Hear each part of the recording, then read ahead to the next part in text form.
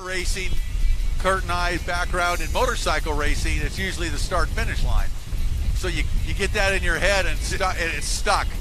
For decades now. Decades. Well, I am really impressed with the beginner riders out here. These are tough conditions. Yeah, me too. I agree with you, man. This is impressive riding. And again, once you go through some races like this, all of a sudden you're not a beginner anymore. Well, you know what? You lose a lot of fear. You do. You find out how much you can push your body and still go. Keep going. Guys. And over the years, we've seen riders compete, particularly the youth riders, in some harrowing conditions at different race venues. And man, those kids have turned out to be phenomenal racers as they've been put through the paces. Spectacular riders. You know, that old sponsored by Advil is... Well, that's definitely something we can relate to. Yeah, absolutely. Without even riding. Well, that's an old racer's trick anyway. In conditions like these, where you know you're going to pump up, take some ibuprofen or Advil in the morning. I have a buddy of mine that's blood a little.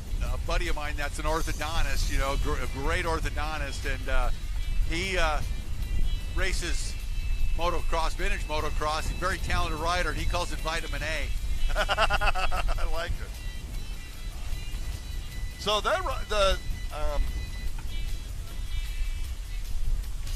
Johnny of Bermudas is having some problems with that SXR. I don't know why.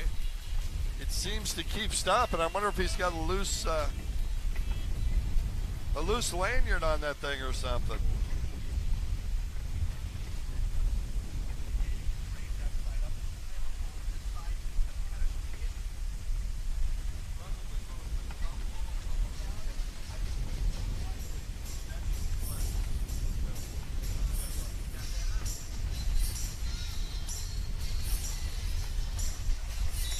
All right, white flag out for Stephen Hayden out of Naples, Florida.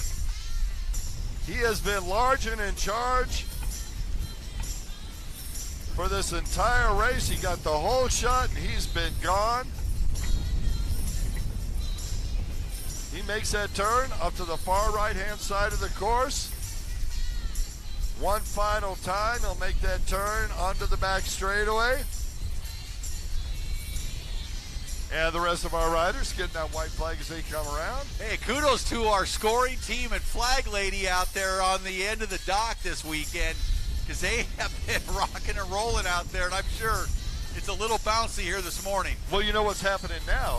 Is these riders are going by, that spray is getting them and their paperwork wet. Believe me, they're down there trying to keep it dry as they're seeing the numbers going by and looking forward to riders coming at them, so they make sure they get those numbers correct. They take it seriously, Rick. Oh, very seriously, and it's very important, obviously, and they do a great work. They're out there all day long, you know, scoring this thing and flagging it, and kudos to them. You know, give them a little thank you when you see them later on. You know that's the reason I married my current wife, who's out there touring Nolenberg. Because she scores. Scoring. The first race she went to with me, she took off her high heels when she got there, waded out into the water, and helped me do tech. That says right a off lot, the bat, right? without even asking. That's awesome. As Steve Hayden takes a checkered flag, he'll take the win. Great ride for Steve here early this morning. 2 wins, that's a good way to start the weekend, huh? You bet.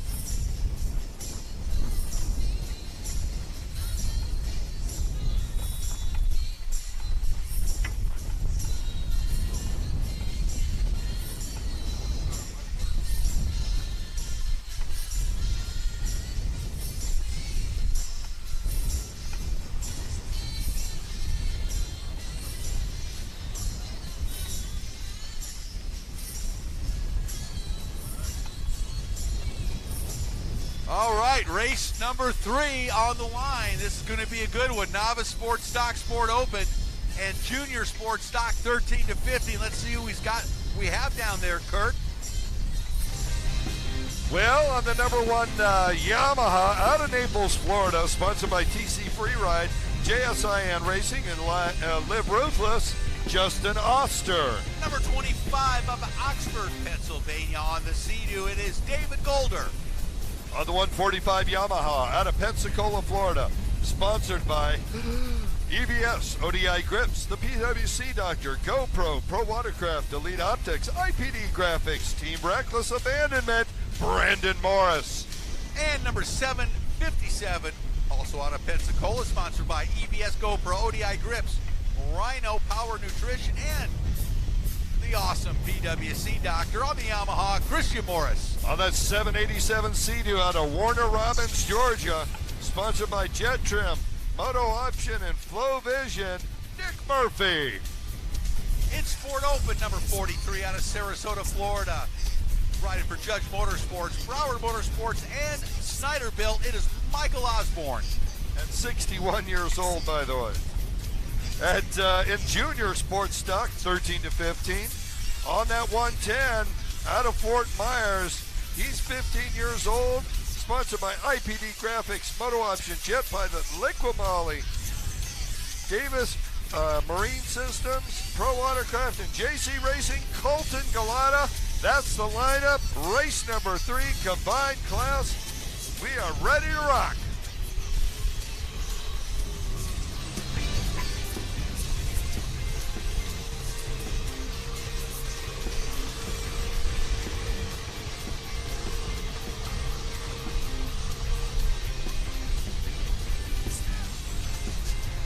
Here they go. Heading into the sun. Everybody making sure to go off to the right. It is a slant start, Rick. Yeah, hard to see any numbers at this point, obviously, but I'm going to guess that's Michael Osborne out there in front. That's wouldn't be surprising. We're going to go with that until they come around a little closer. We can pick up some numbers. Boy, those sport boats are bouncing like crazy coming in. And, you know, people don't realize when you're racing in hard waves in the surf, it's not going out that's a problem. It's coming in. That's 110, Colton Galata out in front. The young man out of Fort Myers, Florida, 15 years old, has the lead here early on. I believe that's Christian Morris in second. Colton Galata, man, this guy looks fast, right? Right? Junior sports stock rider out in front of everybody. 15 years old, he's the youngest rider in the field. We made comment yesterday that for a 15-year-old, he was really putting in some laps. Yeah, he opened up our eyes for sure, and he looks good this morning, just bouncing around, flying down that back straightaway. Colton Galata with a great jump here, and look at him go. Boy, there's a battle for second and third. Oh man! And if that was Christian Morris, it might be Brandon. Can't really see the numbers well enough yet. He held on, though, and that looks like Christian. He almost never lets go of the boat. Well, if you're watching on the live stream, I'm sure you can see because the camera has the same view we do, and it's with that sun where it's at, very difficult to pick up numbers. Galata down the front straightaway with a big lead now. On the outside split, here comes second place. Look on the inside split, though. Who's that making the turn? Number 1, Justin Oster in second. That was Oster, not Morris. My bad. Is that 25? David Golder there in the third position. The old man of the group. That's not nice. Well, no, I mean, it's just... Oh, actually, that's not true. Michael Osborne is. See, here, yeah. I'm not sure Osborne's out there. I'm not sure David Gold hasn't been 59 for 5 years. Well, that's possible. I'm just saying.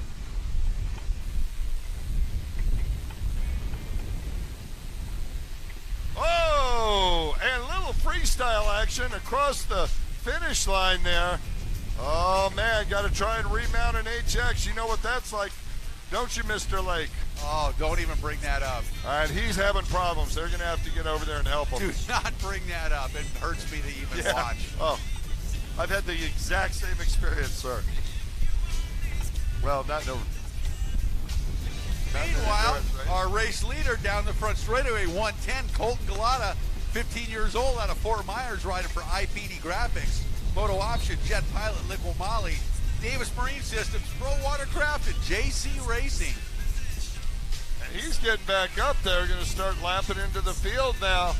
That down rider is up and running, but Colton's chasing him down now. Speaking of Pro Watercraft, his sponsor, the official watercraft of the National Tour, featuring Pro Watercraft's brand new Pro Force 3.0 that we saw out here in the hands of Isaiah Washington yesterday. That was great. What beautiful watercraft, man! Wow. And you know what? It was so fun to watch Isaiah. Jimmy Wilson, of course, was dominant, but he's always dominant.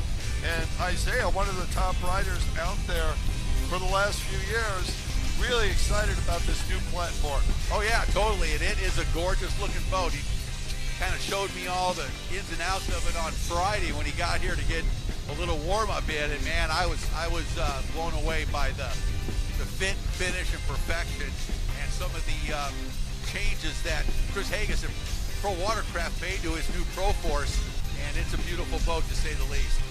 Yeah, it was gorgeous. Really good fit and finish on that thing. I mean, really nice to look at. It's a good looking boat.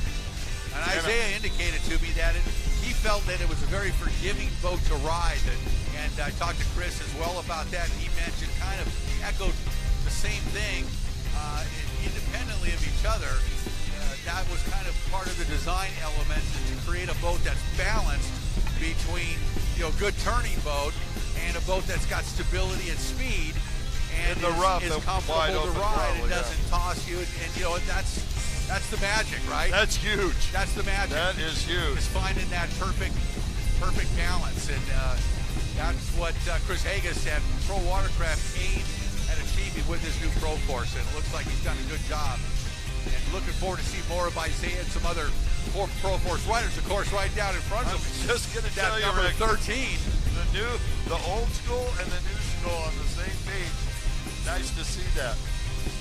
That is a gorgeous boat. They are stunning looking. I mean, really. They look kind of like the Lamborghini of Pro Watercross.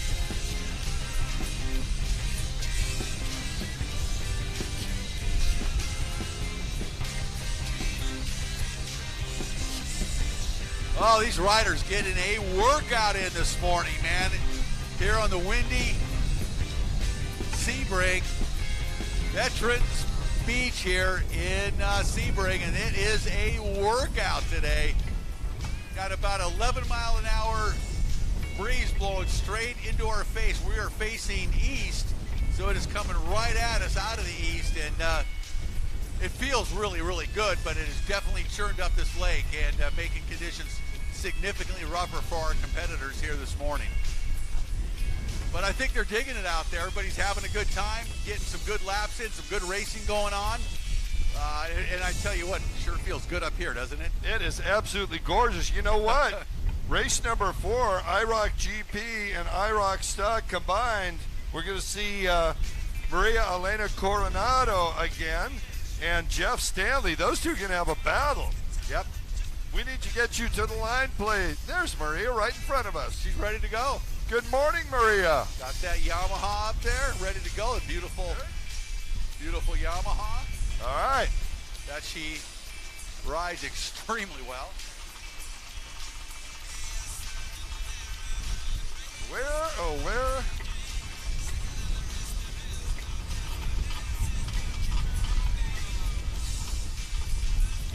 Yeah, Jeff Stanley. You can hear us out there. Need to have you come to the line. No. We find a replacement? Well, Maria's got to race it by herself. That's unfortunate. Stanley's boat broke yesterday. Or this morning, I don't know when. That is a bummer to hear. We've got an HX rider off the side out here. And my heart goes out to him. I know. Buddy. He can mount that one. Yeah, that's a benefit when it's that shallow. Can hop back on pretty nimbly. Dude, start it first. Trust me, start it first. Young rider, and he's able to hop back on that thing without any drama for sure. You get the number on that?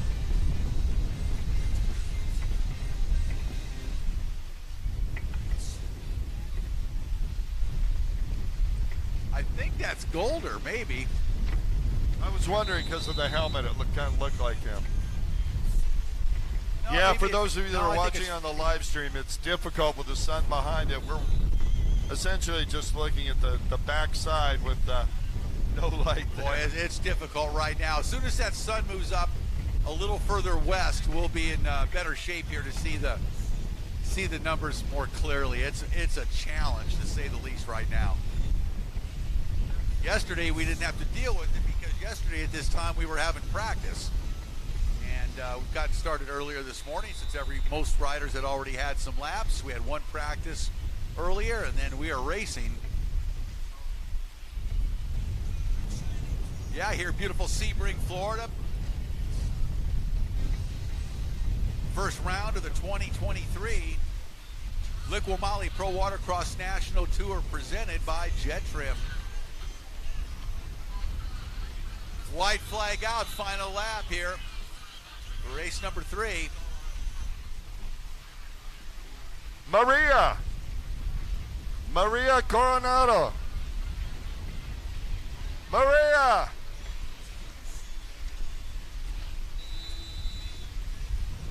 Liqui-Moly, our title sponsor again this season. And I think a great testament to the quality of Liqui-Moly is the fact that all of our course martial boats use Liqui-Moly, obviously. And I don't think there's any engines in watercraft that are tortured more than the course martial boats. I mean, these boats sit at idle all day, and then they go from idle to full throttle, back and forth. They're not very well taken care of on the water. These guys are doing a job out there, so they're not worried about the watercraft as much as making sure our competitors are safe. And those boats get put through the ringer year after year, and to see them run so well and without issues is a testament to the quality of Liqui-Moly. No question about it, Rick. And for us at Pro Watercross, that means the world, because honestly, just like you said it, they don't always get the maintenance. We do the best that we can, but you got to figure, we go to a place and then we go a few states away. We get there the day before, unload everything, get the course built. We don't have a lot of time for maintenance on the machinery because we're driving across the United States. And they run all day. Right. They are running all day, Friday and setup, Saturday and Sunday during the races, and then Sunday afternoon during teardown, pulling in buoys. So there's a load on these boats. They're idling all day. Not really the best conditions how you want to run an engine. Want to give a big shout out to Colton Galata. Nice win, Colton. Yeah, good riding by the young man out of Fort Myers.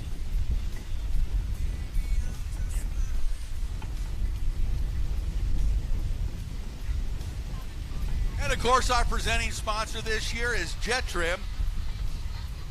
Handcrafted mats and seat covers created and handcrafted in the United States right out of Lake Havasu City, Florida, and they are all a work of art. Our presenting sponsor, Jet Trim.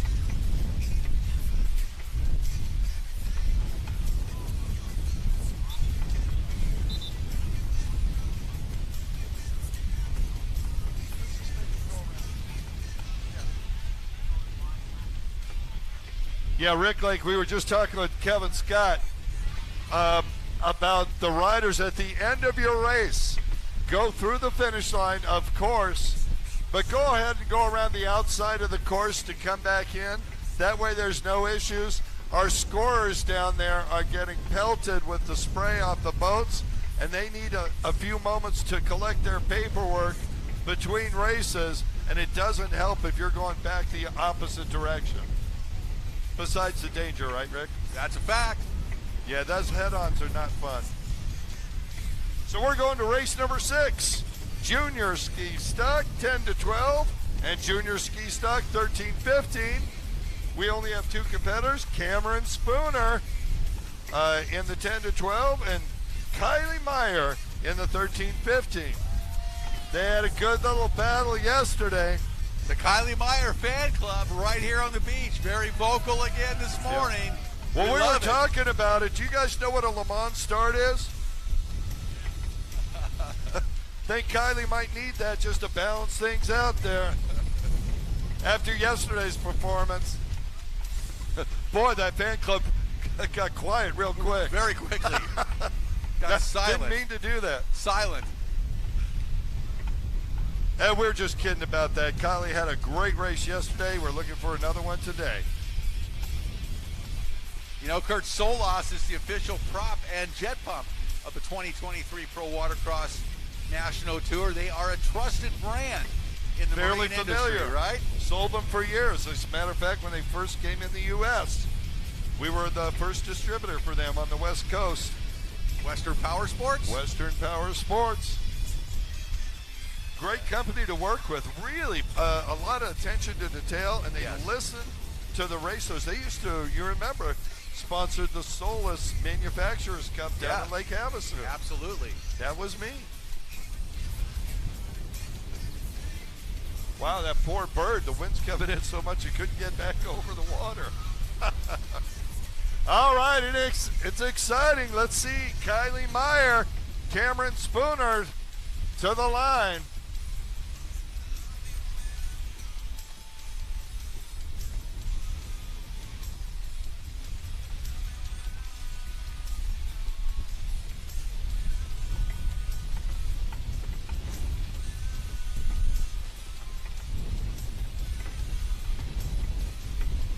Find It Now GPS is back again as a sponsor of the tour this year. Really, really pleased to have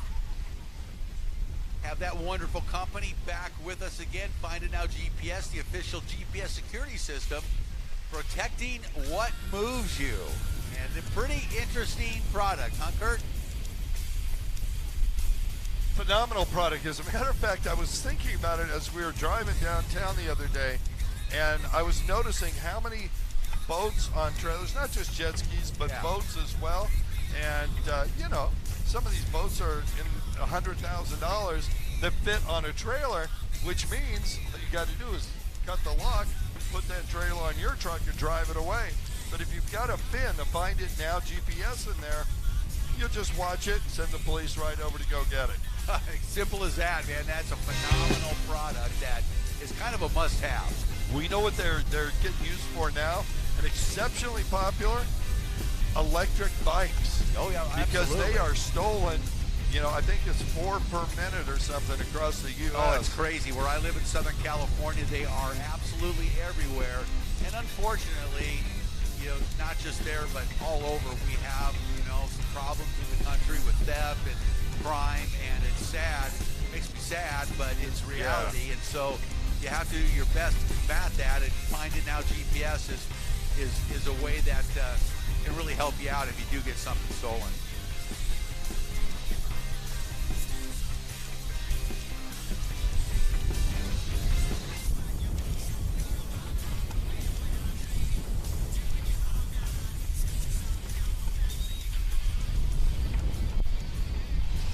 All right, here we go. Junior ski stock, 10 to 12 and 13 to 15.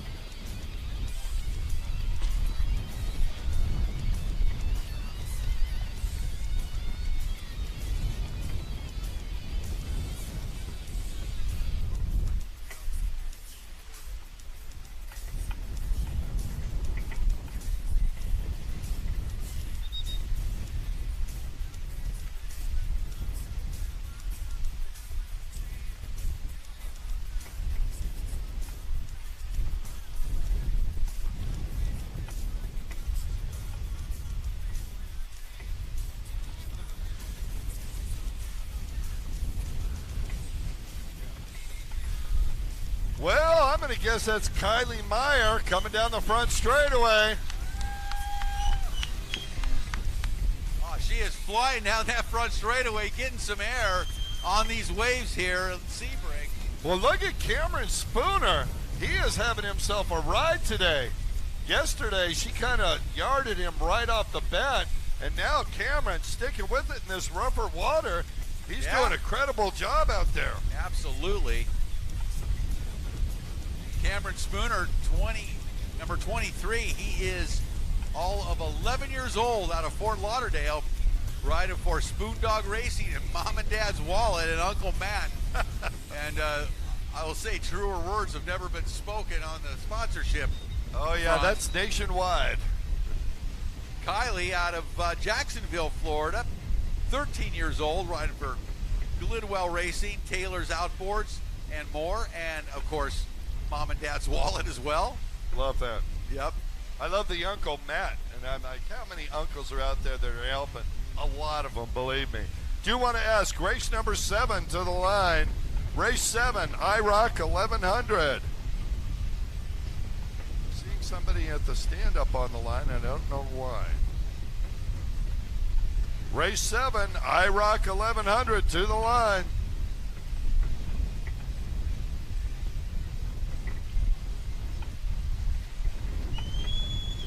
Jim Devlin, Jeff Stanley, Nick Murphy, and Maria Elena Coronado. You should be on the line.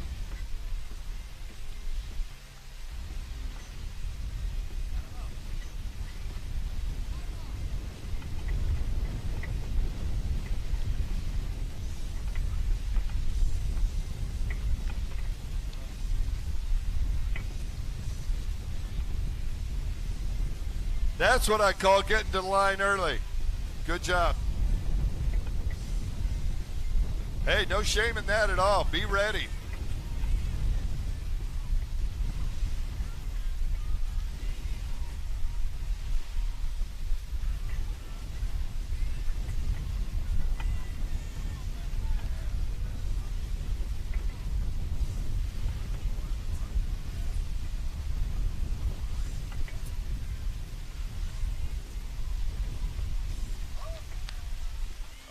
Kylie Meyer doing an impromptu water test there. She makes the turn onto the front straightaway. It is rough out there. Make no mistake about it. We'll have to ask her how it tastes when she gets back here. Tastes like lake. Yeah, I wonder if it's brackish or if it's 100% clear fresh water. It looks pretty from up here. That's all I can say. Cameron Spooner still in full-on attack. Oh! He held on. Spooner held on. Man, he is going for it. I'll tell you what. I think Dad might have zip-tied the throttle on that thing. It looks like it, and he's along for the ride there. Well, I wouldn't say that's the preferred method of learning how, but it reminds me of watching Chris McCluggage on an X2 when he first started, just bouncing around like a toy out there. A very fast toy, though. Very fast toy. Only guy I knew that could stand up on the pad of an X2 and balance it. When he first came to Havasu to race, I saw him for the first time at the World Finals, and man, it looked like a helmet on an X2. I know. I was waiting for somebody to change his diapers. All I saw was a big old helmet riding that X2, but as I said, very, very fast. Like, wow. Well, Kylie Meyer must have heard us as she is extending her lead this lap. She is really putting down some fast times. Watch her. She's got the far right-hand side, making that turn, headed out. Oh, and there's announcer's curse. She's testing the water on that side as well. You did it, didn't you, Kurt? It's my fault. It is. All right, race number 7 to the line. Where's Maria? I see her boat here. Right there. Wow, ask and ye shall read. I see, looks like Jeff Stanley's boat got, they get him somewhere? Is that, got it. That is Mr. Murphy.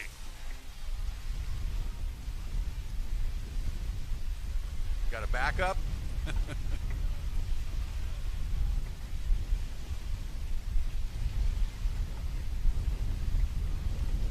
Well, as Kylie Meyer and Cameron Spooner make their way around on the final lap. Good riding by both young youth riders. Man, junior ski is just a great class. Junior ski stock. Kylie Meyer comes in, takes the win here in Moto number 2. Hey, there's still one lap to go, Rick. White flag just came out. Spooner can make it. I jumped the gun a little bit on that. I saw the white flag out. I thought it had already been out. Wow, Spooner's getting airborne out there.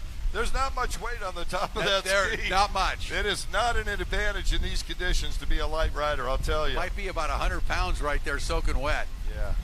Well, it looks like he's knee riding now, which is, got to get up off those knees eventually. That's not, not quite allowed. Yeah, that. And it hurts.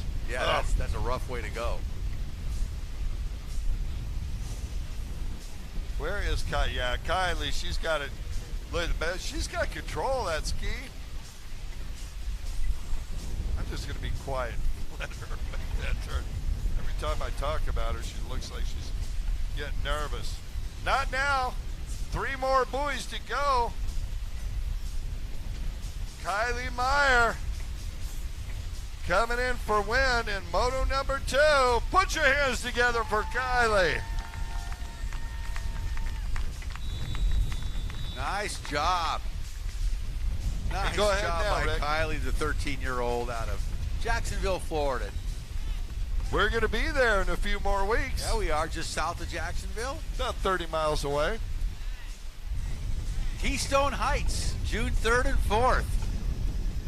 Looking forward to that. Next weekend, of course, we're going to be in Panama City Beach, Florida at Sharky's once again. Looking forward to that as always a wonderful event. Yeah, the people at Panama City Beach really come out for the races. Oh, that's a fun one, man. They love it, as do we, of course. Yeah, it's a great venue, great race, and then has the potential. Keystone Heights is going to be good. I mean, first time going there, so it's exciting to go to a new venue. Always. As well, so we're looking forward to that. And then down the road a little bit, July 22nd and 23rd, we go to Lake Hartwell. Always a huge turnout there, along with the Belly Buster, the Wreck Ride, the Belly Buster Barbecue. Man, that is always a great event every year. Looking forward to that. And then is that BB3 now? Belly Buster 3? Probably. I saw a shirt yesterday. I would say Belly that. Buster. Yeah. I got one at home. I would say that. And then that's July 22nd, 23rd. Then August 5th and 6th, the National Championships again in Lake Charles. All right, well, we're almost ready to go here with race number 7, IROC 1100. We've got Marina Elena Coronado on the number 1 Yamaha on the line, and Jeff Stanley on that 729 Sea-Doo. Where's Jim Devlin and Nick Murphy, guys? Not making the lineup here this morning, it looked like. Time to go. Let's go. And then just to finish out, I'd like to just mention that we are really pumped about a brand new event that we're going to this year. It is going to be the Liqui Pro Watercross International Cup presented by Jet Trim, and that is going to be September 29th through October 1st in Lake Havasu City, Arizona, and that is going to be quite an event. Rick, my phone has been blowing up since they announced it 2 weeks ago. Really? Are you guys going to be here? Absolutely, we're going to be here. And you guys are paying money for the winners? Yeah, we're paying money for the winners. Yep. And you're going to have live music? And well, listen, we're not going to go over the top, but we're looking for some surprises out there at a new venue for us at the Marina. Actually, a very gorgeous new venue, the Riviera Marina in Lake Havasu, a brand new facility that was just built, and it is absolutely a first-class facility that's going to be turned into quite a race site. Oh, it's the people out there are just beside themselves with joy. Yeah, everybody's looking forward to it. And the city of Lake Havasu bringing Pro Watercross in, and it's going to be a good one. All right, here we go. Jeff Stanley, Maria Coronado, and Nick Murphy going at it. Stanley and Coronado side by side once again. Remember, yesterday they battled all race long, but Maria was able to pull out the win. She's starting off out front once again, Rick. Oh, Maria, just a talented young rider out of Chile, and she's got that big Yamaha out in front of Stanley on that Sea-Doo from yesteryear, basically. But, boy, Stanley can ride the wheels off of that thing, and he's going to keep the pressure. Whoa, as he bounces down the front straightaway, comes off the seat. And wow. hangs on. And hangs on, but man, it is rough out there. And obviously, that bigger hole that Maria is on is an advantage in these kind of conditions, that it's much more stable, able to handle this chop this morning. And it's going to allow her to start to open up that lead. But she in her own right is such a talented rider that it's not the hull, believe me, it's the talent that 19-year-old out of Chile possesses. Hey, I just want to say, if there's anyone out there that is looking to sponsor a rider in the United States, and I don't mean sponsor for necessarily for her racing, but of course that's the reason she's here. She can only be here for a few months at a time unless she gets a U.S. sponsor. So if somebody has a business that she could be critical to, wink, wink, let's try and get her a sponsorship. Yep, absolutely. It'd be great to see her here all season long, competing on the Pro Watercross National Tour. So we're hoping that comes to fruition, certainly. It'd be great for us. Maybe not so much for some of the competitors. But you know what? You always get faster by riding with people who are faster than you are. She actually needs some competition, and at some point, you know, maybe her and Valentina Lescano could square off. Of course, Valentina really in a place right now that we saw yesterday. She is just very, very fast, and you know, her dad Sebastian's got that runabout that she raced yesterday really sorted out, and she was turning some amazingly fast lap times, and on the Sea-Doo, the speed she was carrying into those corners, and she was able to absolutely whip that boat around violently, throwing off huge 30-foot sprays. Yeah. It was impressive to say the least yesterday. It was incredibly impressive, Rick. She really just hit the go button and was gone. She's got a lot of experience now, and I think Maria here could be somebody that could come up on her heels and give her a run. Like to see more women competitors out here and build up a nice women's class. I would love to see it. We'd have wonderful. the fastest women class on the planet. Be wonderful, absolutely. I mean, they make no mistake, they give the guys a run for the money as well. There's no question about it. Valentina certainly has. Oh, I think Jeff Stanley's looking for a tall seat with some comfort foam on it, because he is bouncing off that thing. Yes. Ridiculous. And let me tell you, that does not feel good. Those smaller old runabout holes, man, that's a whole different world.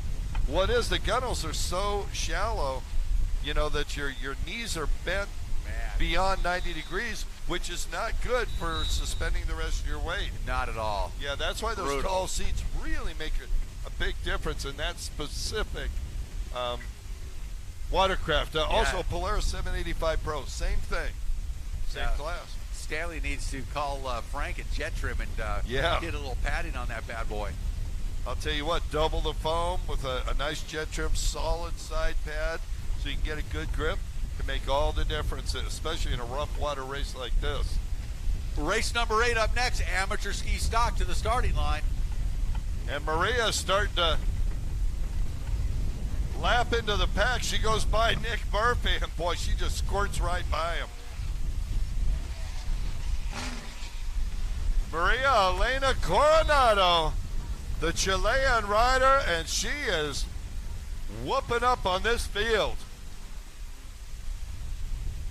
For those of you that are listening on the live stream, I'll repeat, she is looking for a U.S. sponsor. Somebody that can allow her to stay in the U.S. for more than a few months at a time so that she can do that national tour, and then she'll need some real sponsorship. But with a throttle hand like she's got and a racing resume of win, win, win, at this point, I don't believe Maria has ever lost a moto in pro watercross competition over the last couple years. So that's saying a lot right there. Race number 8 to the line. Race number 8, amateur ski stock. See, I got a lot of boats out there. Thank you, gentlemen. We could use a couple more. Aaron McConkey out there early. Trying to get the knees warmed up. Here comes Jeff Stanley one more time down the main straightaway.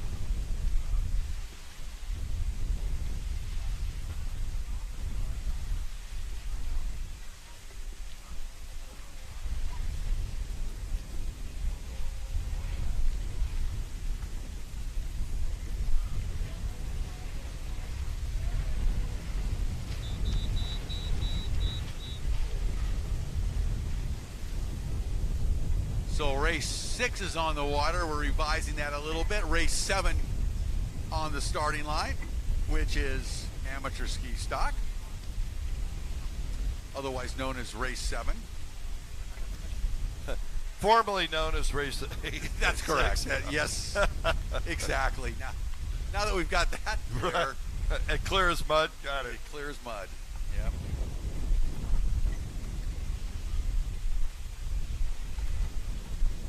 And now I know why, I think it was Rafaela Adeas was out there early. I'm like, oh, well, that's a way to get there. You know, Yeah. 2 races early. My bad. Sorry. Exactly. Our paperwork is a little bit behind yours. Here comes Maria one more time. Check her flag out. Put your hands together. A wire-to-wire win for Maria Elena Coronado.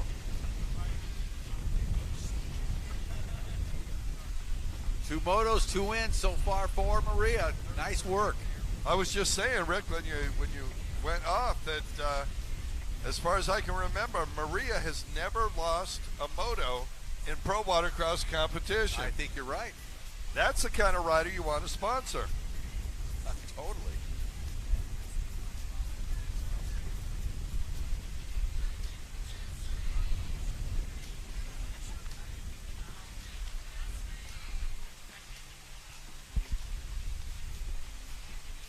All right, amateur ski stock down on the starting line. Let's take a look and see who we got. Number 36, Y, out of Miami on the Yamaha. That is going to be Rafael Andis. Why? Because with the number, we'll know who you are. Like the next rider, number 36, Jax Hayton, out of Naples, Florida. He's sponsored by Jason Racing and Cloud9 Claims. He's 17 years old now. Number 69, also out of Naples on the TC Freeride. JSN Racing, Live Ruthless, Yamaha, 16 years old, Justin Oster. It's hard when it's like that. On the number 192 Yamaha, also from Naples, riding for JSIN Racing, Joe Surratt. And number 253 out of Niceville, Florida on the Action Sports, New Zealand, Commander Industries Yamaha Superjet, Aaron McConkey. Yeah, and the preferred name is Kiwi, as opposed to Aussie. Very much so. We were gently notified of that yesterday afternoon. That oi oi oi. Oh, I brought up Kane Cahill to him and said, Yeah. you know, and the young guy looked at me, he's like, huh? And Aaron was like, oh yeah, you know, from back in the day. you know, Is he Kane. still running rentals out of Vegas? I don't have any idea about that. I heard he had a really successful rental operation down there for years.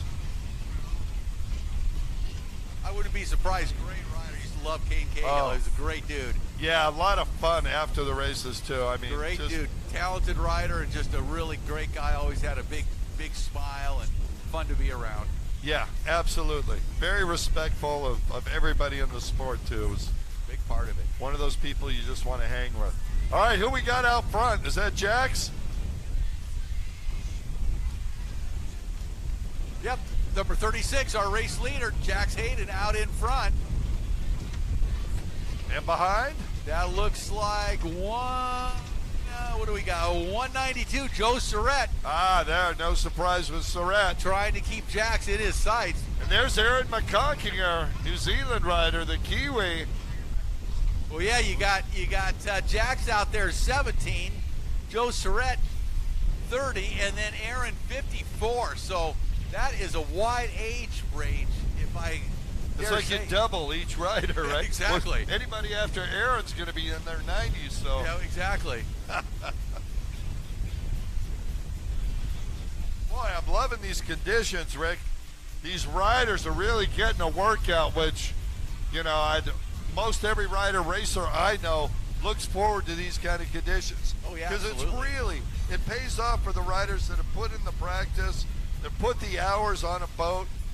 Their musculature is used to the kind of pounding they're taking. As Jax Hayden goes down. Yeah, Jax goes down. Here comes Joe Surratt by him. And Surratt is by. Oh, he got it started good. Now Jax this will be fun. Back up, so this should be a good battle here. Surratt gets by, goes into the lead. Hayden back up's got his hand up, trying to get underway, maybe clear out that ski a little bit. Yeah, Aaron McConkie right there trying to pull up on Jax. Sees Hayden right in front of him. Those two strokes get a little loaded up sometimes.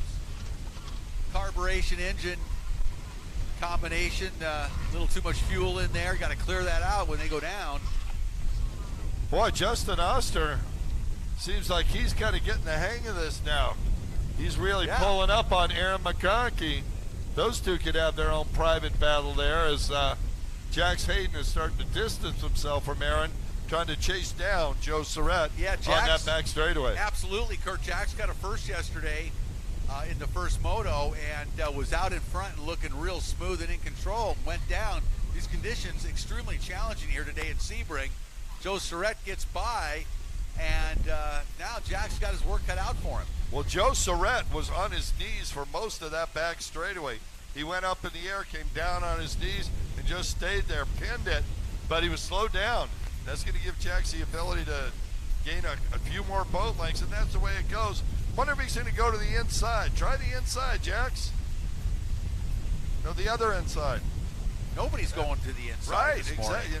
Once again, I'll make the prediction. Somebody will do it. They'll start lapping up through the pack. It worked all afternoon yesterday for those that took the inside.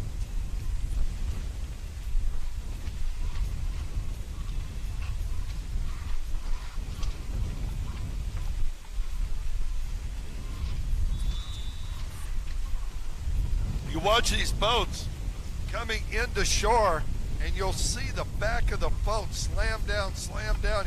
It's hard to tell from here what's happening, but they're coming off the top of the waves and dropping down. It's like they're going off a cliff every single time they come over a wave. And boy, that starts to beat you up at the end of a long race like this. Yeah, you absolutely take a pounding coming off the back sides like that, and you're just dropping down, as Kurt mentioned, and every time it just takes pounding those ankles, knees, and back. And by the end of the race, you're ready for some vitamin A, some Advil. Love that reference. And we got beginner runabout box stuck to the line. Looks like Troy Weeks is there.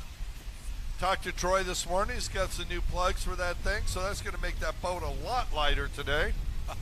Yes, it will. And he'll be battling Marcio Benedetti on the 09 machine if he gets up to the line. Joe Surratt coming down the front straightaway with the lead. Goes by the scoring dock. Jack's behind him, but he's got his work cut out for him if he's going to try to catch Joe. But you know what, Jack's young man, talented rider, and I think he can do it. Great battle for third. Oh, look at McConkie. The more experienced rider overshoots it, and that's it. Justin Oster moves on up and gets by McConkey. Now he's going to try and chase down Jax Hayden. Yeah, and as soon as we talk about McConkey gets back by. And they're going side by side into the wind. McConkey's going to take the lead again over Oster, at least. Well, he's the heavier rider. For the moment, he's a little more ballast. And heading out that direction. You remember the Kawasaki factory race boats that in the rough water and the surf just seemed to hold the water like no others. And they figured that out when they found the weight underneath the gas tank. They had lead down there. And Joe Surratt goes down. He's in front of us, he's going to get back up, looks over to see where Jax is. White flag out. That's going to be a relief for Joe to see that white flag come out with 1 lap to go now. Jax, about a straightaway behind him. Yeah, he's got to just go for it 100%. We've seen Surratt go down a few times, not for long. Jax Hayden, he's just got to keep that thing pegged, do his best to stay on top of it, see if he can't catch Surratt at the end of this back straightaway, or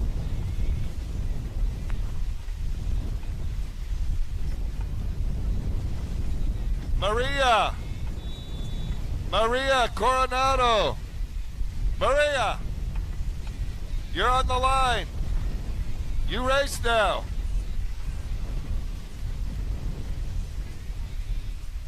What, you can't speak Chilean?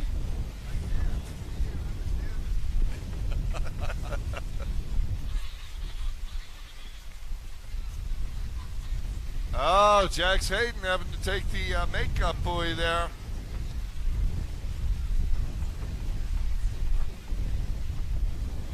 Or is that Ralph Adeas?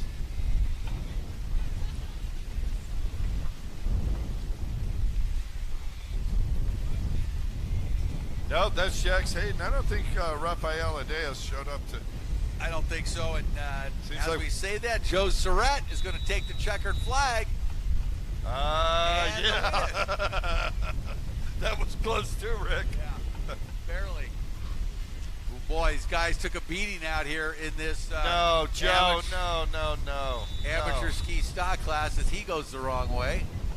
All right, riders, once again, when you go across the finish line, go around the outside of the track, please. Do not come back against traffic, as we're seeing Joe demonstrate right now.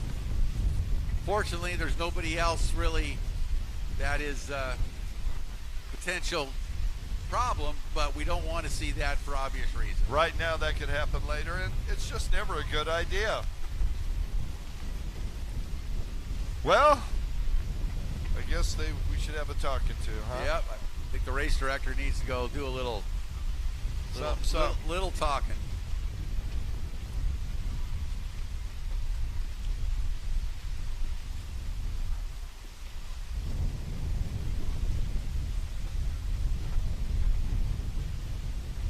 The award-winning James Brown's Famous Flames got to hit the food truck here. They'll be warming everything up, having some exciting fare for us a little bit later. Cannot wait. Wow, seems like it's later than this. I'm getting hungry already. Darn it, you had to tell me, didn't you? Yeah, well, when you see award-winning barbecue, yeah, you know, that's a sign.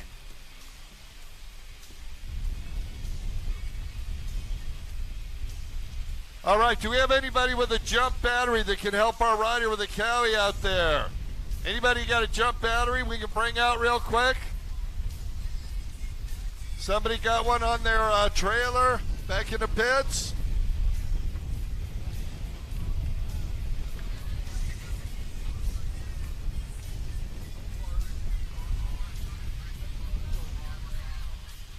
Once again, try and get a shout out. Anybody got a jump battery? See somebody going out there on an electric bicycle. Hopefully they're going to retrieve one. Never mind. Looks like it's okay to me. Yeah, you know that thing? I just did forget it. Forget everything Kurt just said. You know what they call it? Well, stuff in, stuff out. That's the information we get. We're just going to repeat it. Our official wetsuit of the 2023 Pro Watercross National Tour, slippery wetsuits. And look no further than our illustrious course marshals out there styling the latest in slippery wetsuit fare. And they're a pretty fine-looking group, if I do say so. Yeah, no question about it. Slippery, you know, Rick here, 6'6", I'm 6'2".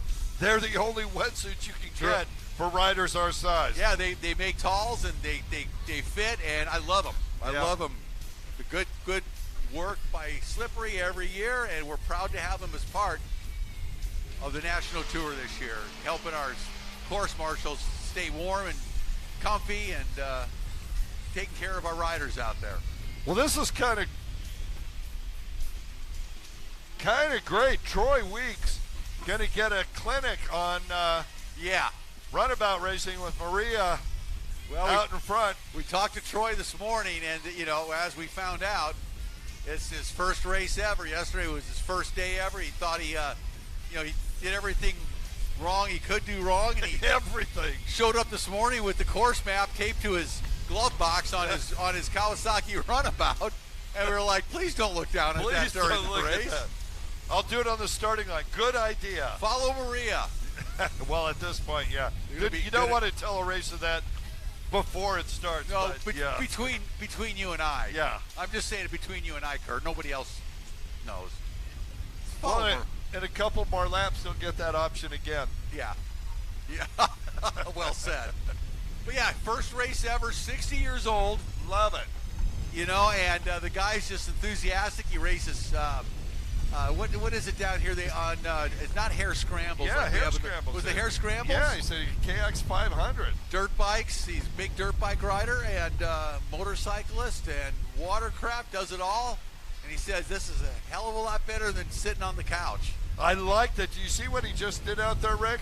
He backed off. He saw the yellow buoy, looked at his map, and then went to the correct side of it. He went the right way. In other words, he did. Kudos. But he stopped to check this map first. He did. He's got a GPS. He's got a written map. And doggone it, he's going to go the right way around this track today. You know what? It fills your heart with joy when you've got people that are just starting out. They're so full of enthusiasm. It's the best. And they have no idea the physical pain they're going to go through.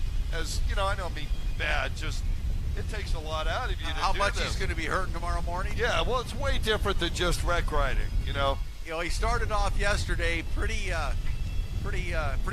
rough shape with his ski sinking over here. Somebody brought it to our attention that a ski was sinking to the left of us, and it was. But boy, he got it going.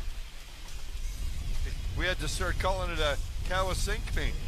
Kawasink-me, man. And but look, he got it going. He got his race in yesterday. Had some challenges on the course. Feels like he's got that corrected this morning, and he's looking good out there. Yeah, he's staying on the course. That's a huge improvement from yesterday. As we know, you want to know how to win a beginner's race? Go around every buoy in succession. Don't miss a buoy, you're probably going to win, right? Yeah. No matter, you don't have to go fast. Just go around the course correctly. And about 80% of the time, you'll win the race. In beginner runabout, that is 100% true. Isn't it crazy, Rick, that the machine that he's on was a dominant race machine. Oh, yeah. For a couple of years. When they first came out, Kawasaki had a weapon there. And now you look at the four-stroke here, it's just no comparison. Yeah, that ski was almost untouchable for a time. For about a year and a half. Those factory boats, factory Kawasaki boats in the early 2000s, tuned by Darren Hedlund at the time at Kawasaki, and pretty untouchable. I mean, they're receiving. And Jeff's taking a water sample. And just as we are extolling the virtues of Troy Weeks. Excuse me, I said Jeff, Troy. Yeah. And the factory Kawasaki's, he was thinking about that, and he wasn't. He can't hear us, but yeah, a lot of good memories back in those days, the early 2000s. so much. Yeah, but a very, very dominant effort. There were a couple Yamahas here and there that gave him a run for the money. Nicholas Rios.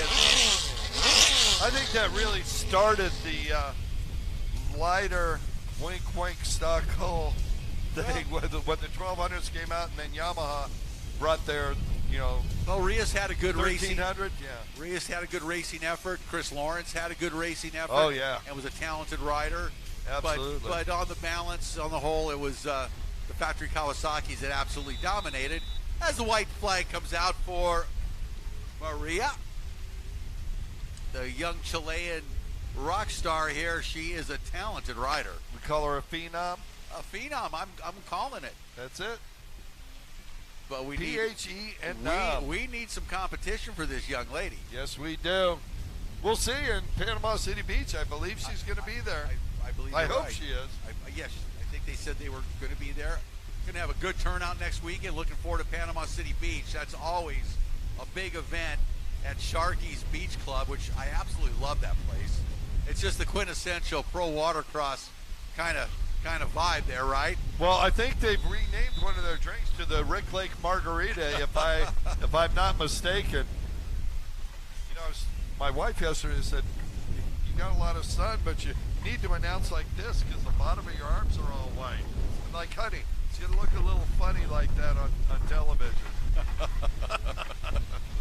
Maria, one more time, taking the checkered flag, still has not lost a moto in her pro watercross career. I'm going to give kudos to the Caddy Shack across from our hotel that we dined at last night. They mixed up a very, very nice Cadillac margarita for me, and I got to say, it was absolutely perfect.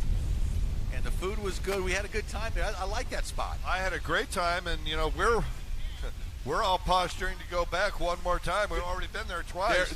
But they got a variety of food. And they're not a sponsor. Don't get us wrong. Yeah, we love it. A good place to hang out, watch the Kentucky Derby. Yeah. It was kind of fun, huh? I'll tell you the truth. I had Cadillac Margarita Envy when I saw that one brought. When you ordered it, I was like, "Ooh, that sounds good." But I was already taken care of. Hey, Troy Weeks takes the checkered flag. A good ride for Troy. We're rooting for Troy, man. Absolutely. 60 years old, his first weekend ever racing on a historic Kawasaki two-stroke runabout, and kudos to Troy and Maria. Well, yeah, and you know what? He's got a solid second place in this class. Wow. Looking at his ski this morning brought back so many memories, didn't it? For both of us, absolutely. Yeah. Has Beach House sponsons on it.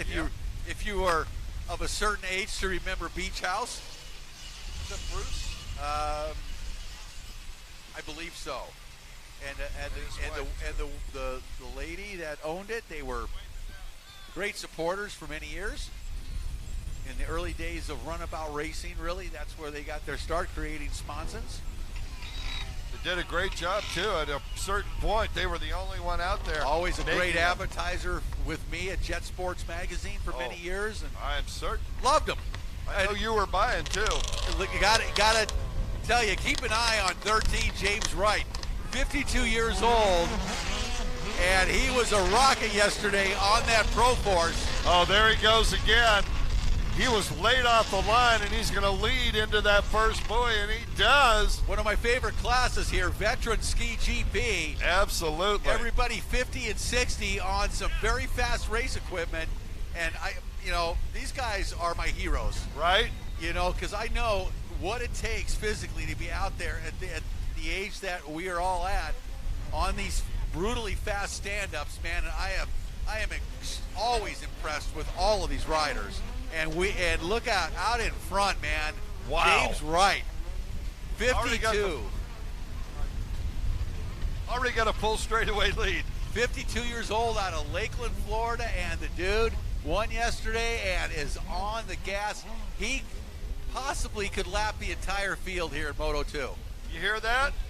That's David Gold. Yes, it is. Learning his Commander. K1, yeah. He's got a GP1. Yep. And this is his first weekend on it, and talked to him after the race, and he was like, yeah, I was kind of goosing it out there. And yeah, he's a great guy, one of the nicest men you'll ever meet. He is so much out fun. of Pennsylvania, and he's got an ear-to-ear grin. He enjoys races, different classes. Got a commander now, and he's learning how to hold on to these monsters because they are viciously fast. All these aftermarket hulled boats with Kawasaki 1500cc four-strokes that in stock form make about 160 horsepower on a lightweight stand-up, and some of them make considerably more than that if they've leaned on them a bit. Well, it's a great solid power plant, and they use it in a variety of hulls. You know, talking about David Golder, literally, he is looking for someone who wants to go to the races this year because he's driving by himself, and it's just too much for him to drive and you know, do everything himself.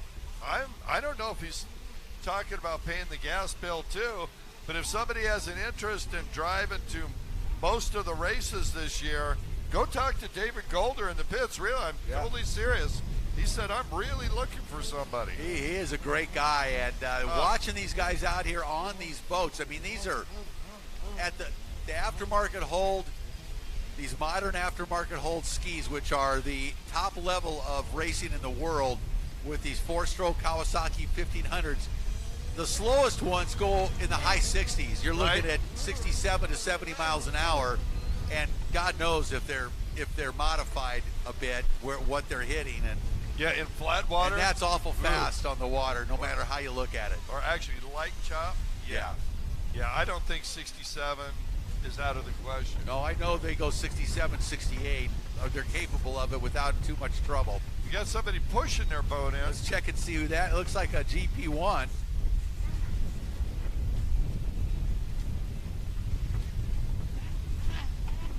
Is that Pete Nudgestall? I believe that's the aforementioned David Golder. Oh, is it? I believe so. I'll double check that as soon as he can get that thing turned around so I can see the number. Here we go. Yep. Yeah, that's David, number 33. Know the helmet. Yeah.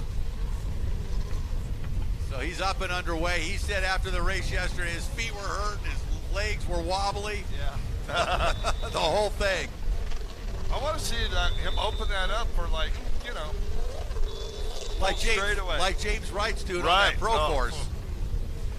Halfway flags are out for James Wright as he continues to lead this race.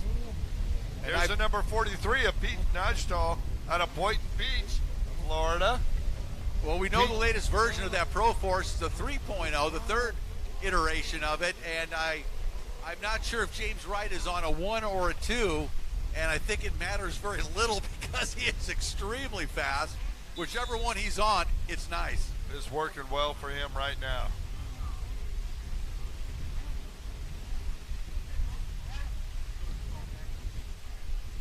All right, we want to call race number 12 to the line. Race number 12, you are up next. Women's four-stroke ski four-stroke stock superjet, and beginner ski stock. Once again, down the front straightaway, a good-looking Pro Force, number 13, James Wright out of Lakeland, Florida, 52 years old. This is veteran ski GP and amateur ski GP combined. So all these riders in their, the youngest rider out here, 45 years old, oldest 63. So these are veteran riders on some, as we mentioned, extremely fast equipment, particularly these aftermarket hold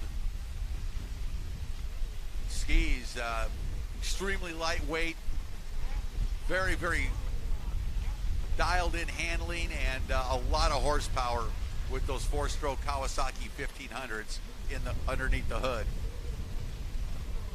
Yeah, lightweight hulls, but you know that four-stroke four-cylinder engine does the same thing that some lead weight on a two-stroke does, keeps that thing planted. And you know, they found out early on, we thought lightweight was the way to go faster, but a heavier weight allowed you to control the speed and stay hooked up. They found out heavier is better to a certain point. Absolutely, and these skis are still big stand-ups compared to the two-stroke versions. Not quite as big as the SXR 1500 Kawasaki's, a little bit shorter, pretty much the same width, give or take, maybe an inch or so, I believe. They're kind of, they're much wider than the two strokes were. Not quite as long as the SXR 1500s, but when you add the trim tabs or ride plates, they add some length to them beyond the hull, and so they're big skis compared to the earlier versions of the two strokes for sure. One of the things that's consistent with everybody, no matter the hull style that are riding those 1500s, ahoy sailor, they're all running liquid moly like our course martial boat. You seafarers?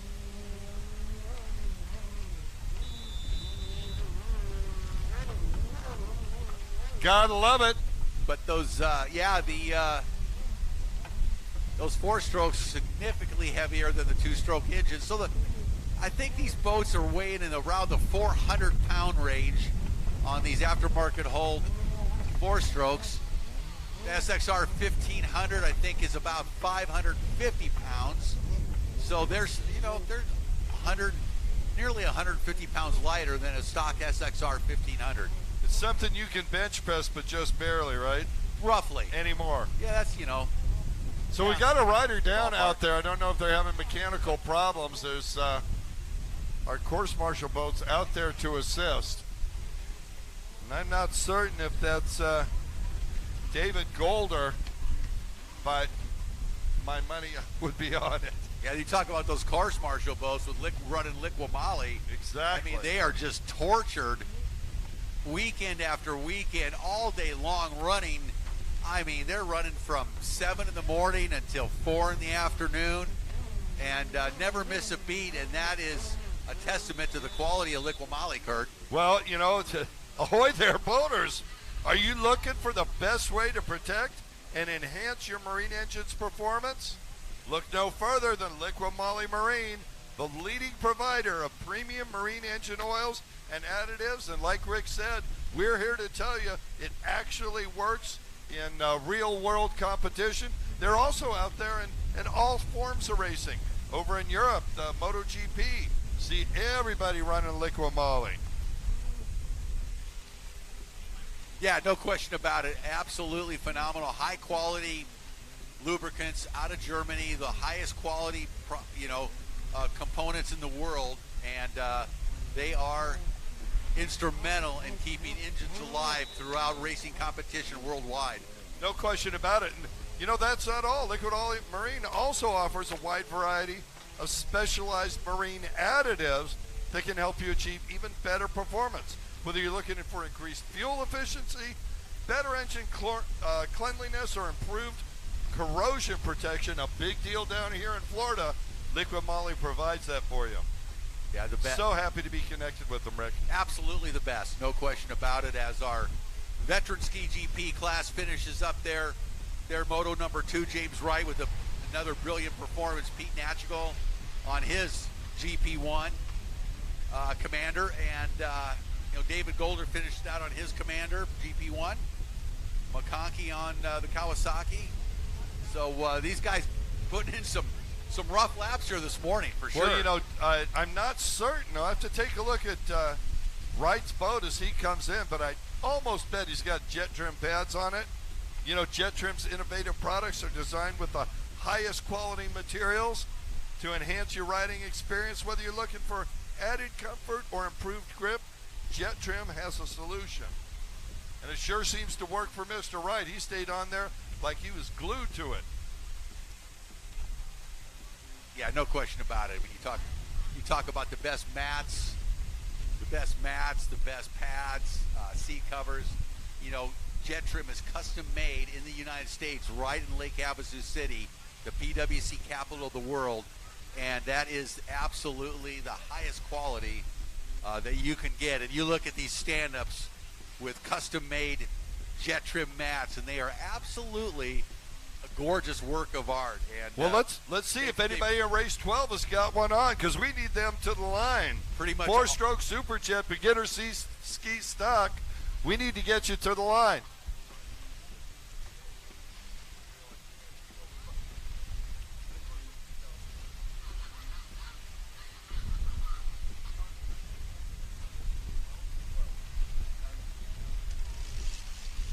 Yeah, there's probably not one of these trick aftermarket state-of-the-art hulled watercraft racing today that aren't equipped with jet trim. You know, I don't think there's any of them. Seat covers too. And seat covers, absolutely. Not so much on this aftermarket stand-up, so Kurt. No, not so much. Thank you, Rick. Put mouth in foot. Now wait a minute, I got that backwards. Well, in the Ski 4-stroke stock Superjet on the number 36 Yamaha once again, Stephen Hayden, you should be on the line. Eric Medlin on the 336 Yamaha, you should be out there. The 591 of Kyle Fabro out of Hot Springs, Florida. And then, of course, beginner ski stock, Johnny O Bermudez, Marco Benedetti, and Zach Azadi. You should all be on the line. Zach Azadi, once again, number 1 on the line.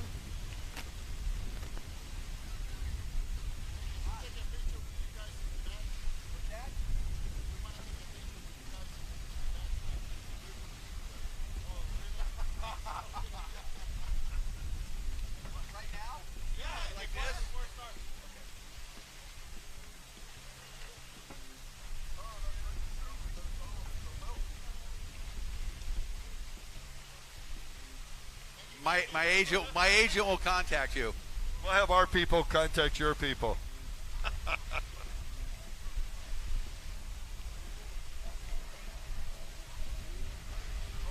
Richard Ignacio, you crack me up even from 3,000 miles away. You obviously have way too much time on your hands. Yes. Where is the makeup buoy? Right out there, the green one. Okay, see? There you go, Mav.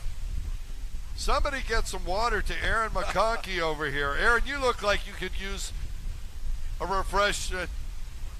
Don't laugh at him. Get him some water. The guy's going to pass out there. Come on, mate. What do you think? It's rough? There we go. What do you think? It's rough out there?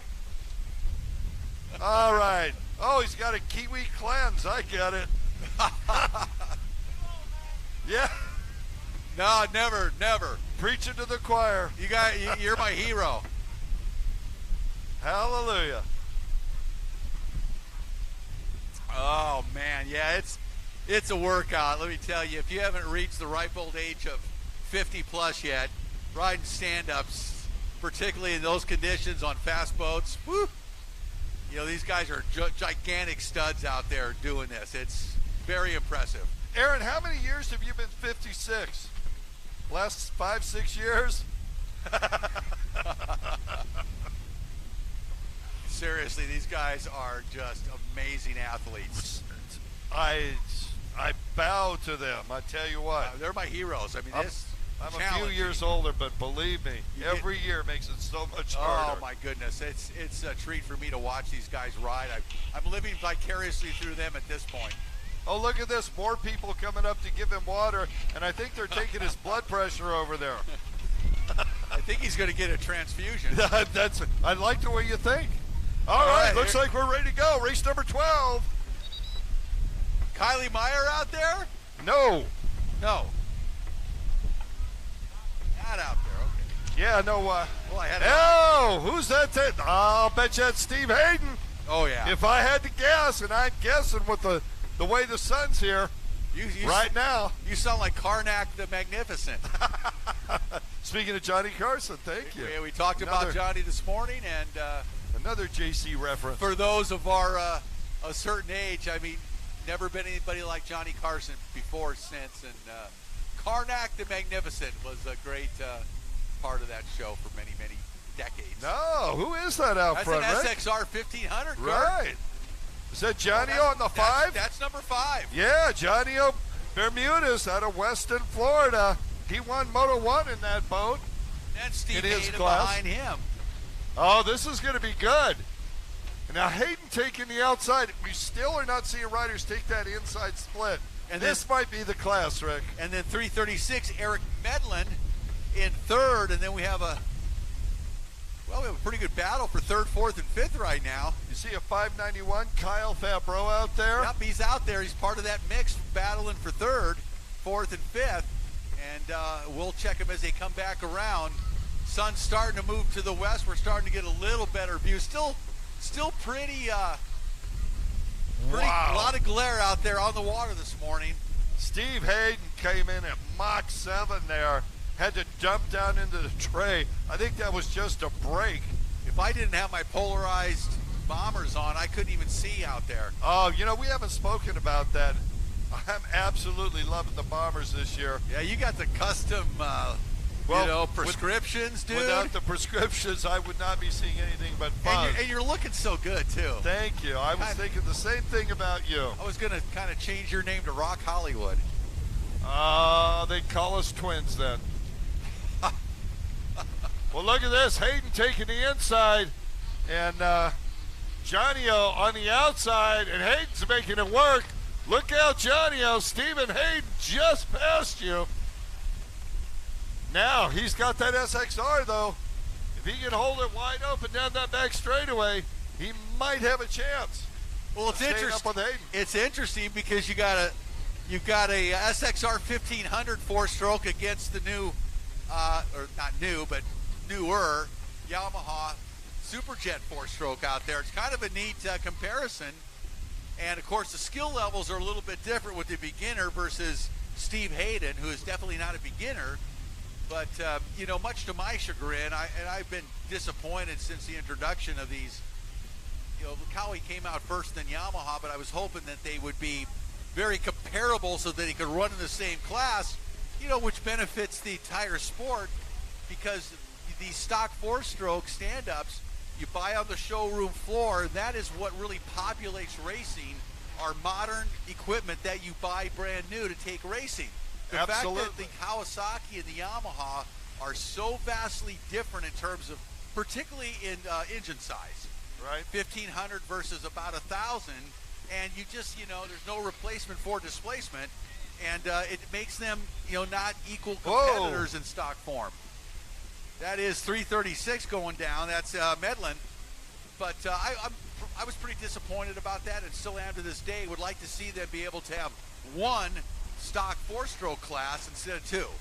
Yeah, and we don't need more classes. Yeah, and the only way to do it is that you mentioned yesterday is a restrictor on the Kawasaki's, and nobody's going to do that. And I just don't see it happening. That's not going to happen. I mean, let's face it, NASCAR, it's how fast can you cheat? Yeah. And when they put on those, carb restrictor plates. Yeah.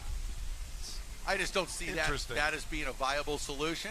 Yeah. Maybe allowing enough modifications to the Yamaha to make it compete with the Kawi. I don't know, but I'm a little disappointed that that's not what we have today.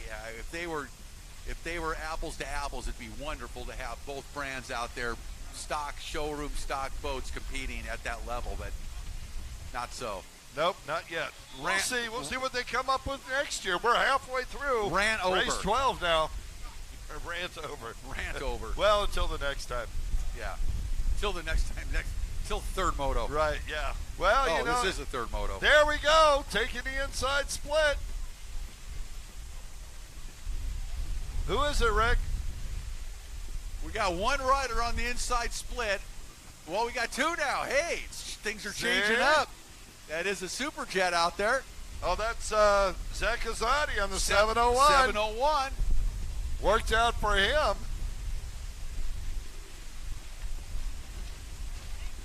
There's Eric Medlin. 591, Kyle Fabro on the four-stroke Superjet. So we've got two-stroke Superjets, four-stroke Superjets, and a four-stroke XXR 1500. This is, quite a combination of watercraft right now. Of course, different classes, but it's a mixed medley. It is a mixed medley.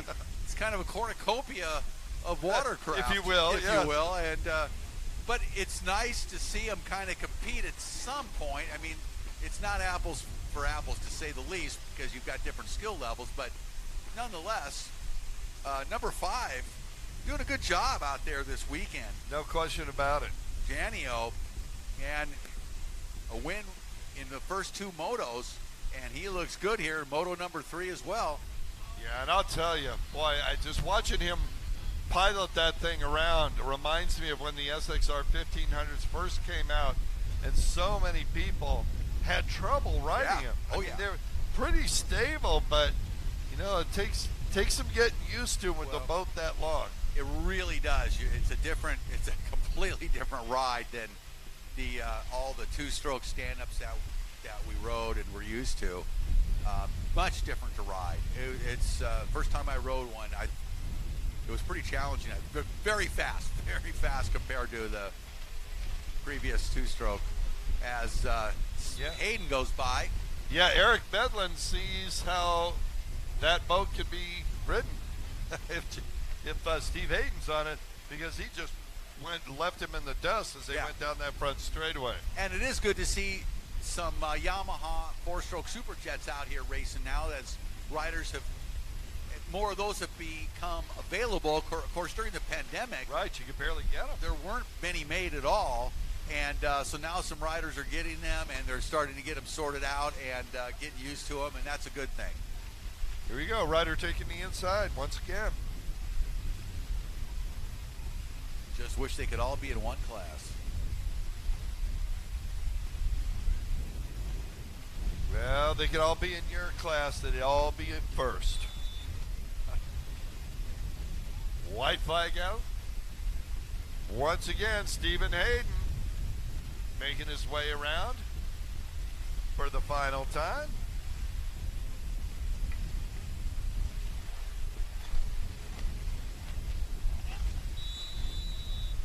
And another win for Steve Hayden.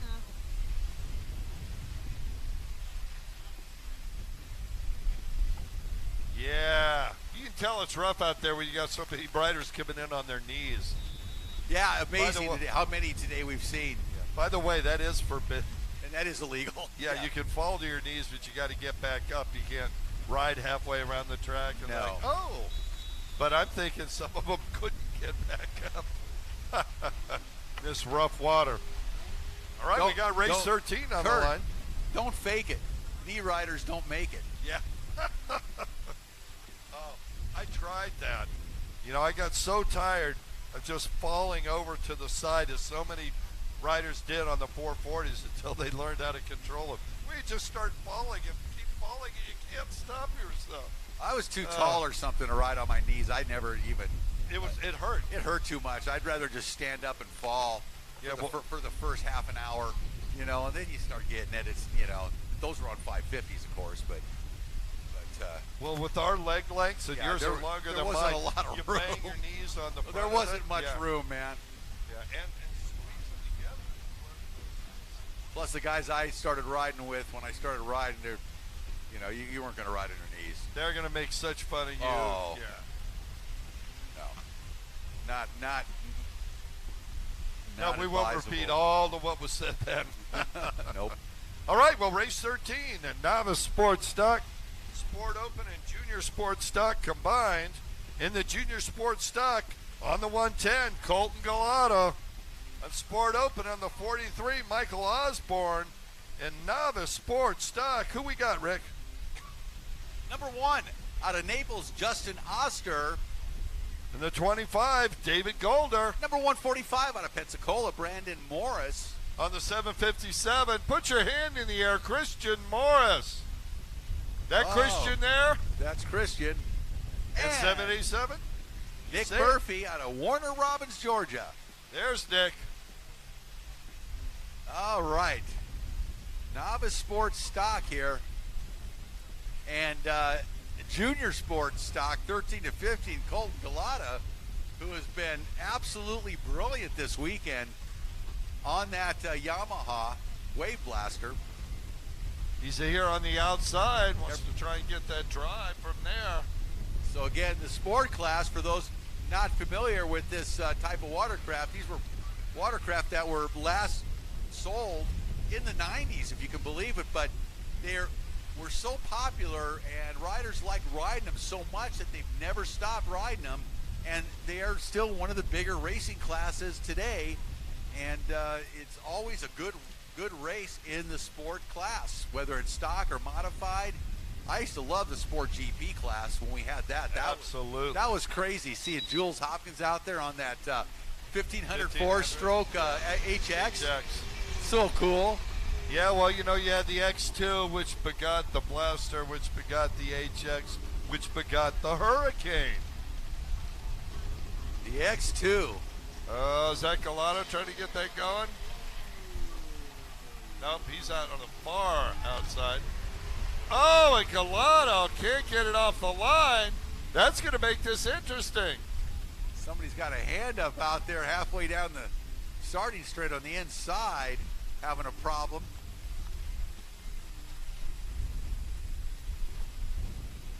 So these are vintage two-stroke watercraft, and you know, they can be a little finicky at times.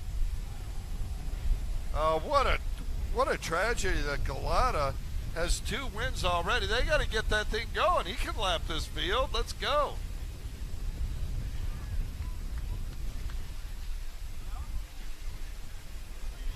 Well, let's hope he can get it started before they do another lap.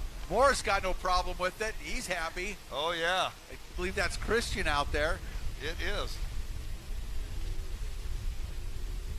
Justin Oster out there on the HX at the back of the field. And then can Gallardo get it going? Apparently they got a problem with that thing.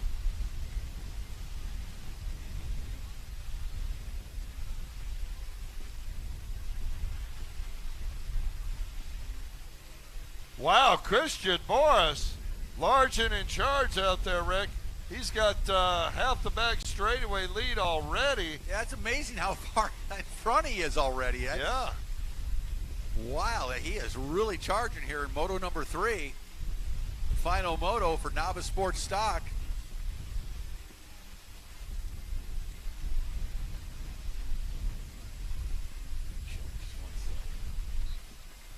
These numbers are so hard to see on some of these boats. Oh well, can't tell.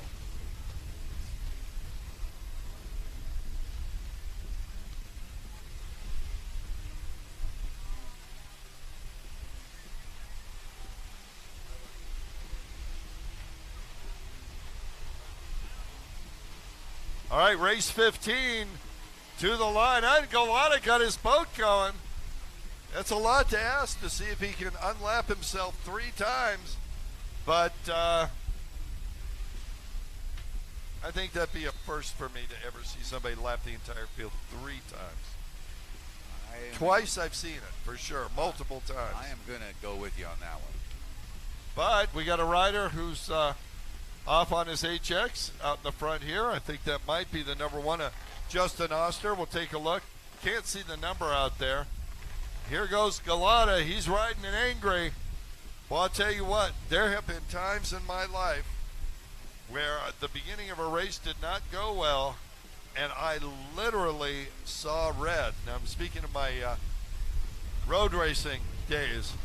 And Gallardo, I'm telling you right now, he's seeing red. That is Oster being toted on the hook, as they say. Yeah. Ending his race day, at least in this class. And luckily, he followed protocol and has a hook on the front of his boat so he can be easily pulled in. Yep. I think they'll let these guys go by and then cross over. Our course marshal, Ralph Brown, out there, sporting his favorite color, pink t-shirt. Man, Gallardo just trying to make up some distance after really looking good in the first 2 motos. Had some kind of a mechanical hiccup off the line here in moto number 3, and that's cost him.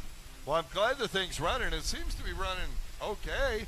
I mean, it's not dying coming off the corners or anything, which you would expect, because it took so long for it to get it running. You know, every once in a while you can get some water in your fuel, things that you just don't see until it happens. Those little teeny orifices that provide the fuel for these things. It doesn't take much to stop them up and Certainly create not. some problems. Absolutely. Christian Morris continuing to lead. He's out front. He's having himself a day right now. Never forget the day he showed up with that 1100 runabout. Yeah. At I remember. St. Augustine, I believe. Was that his? I think so. I think it was. That was the first race. Very impressive for a beginner rider out there. And before you know it, he was showing up at all of them. He's out of Pensacola, one of our former stops.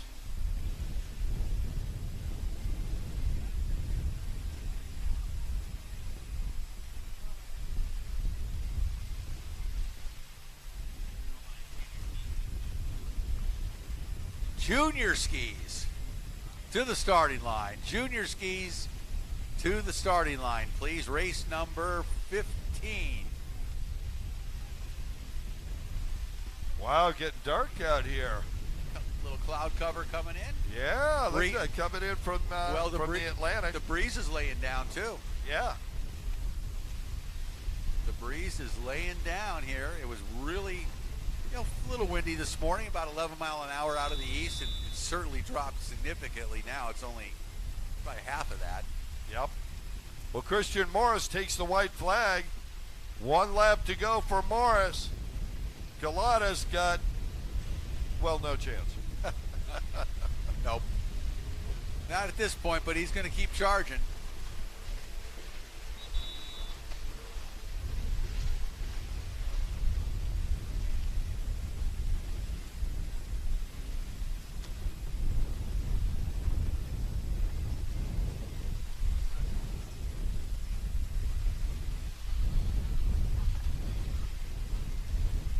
All right, Christian Morris, loving this last lap.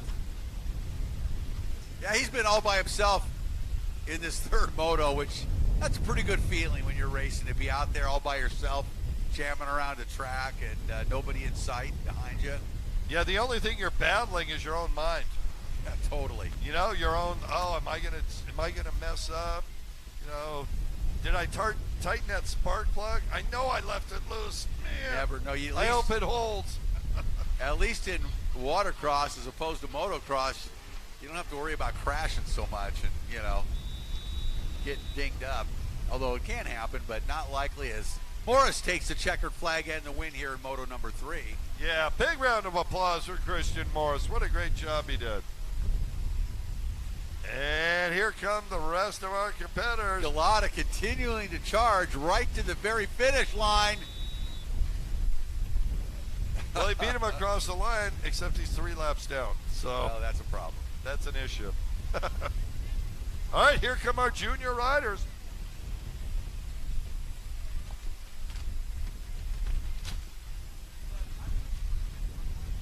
On that number 23 Yamaha, out of Fort Lauderdale, sponsored by Spoondog Racing. And here we are once again with Mom and Dad's wallet. And of course, Uncle Matt, that's Cameron Spooner. And number 629 out of Jacksonville, Florida, riding for Glidwell Racing, Taylor's Outboards and more. And Mom and Dad's wallet, it is 13-year-old Kylie Meyer. There we go.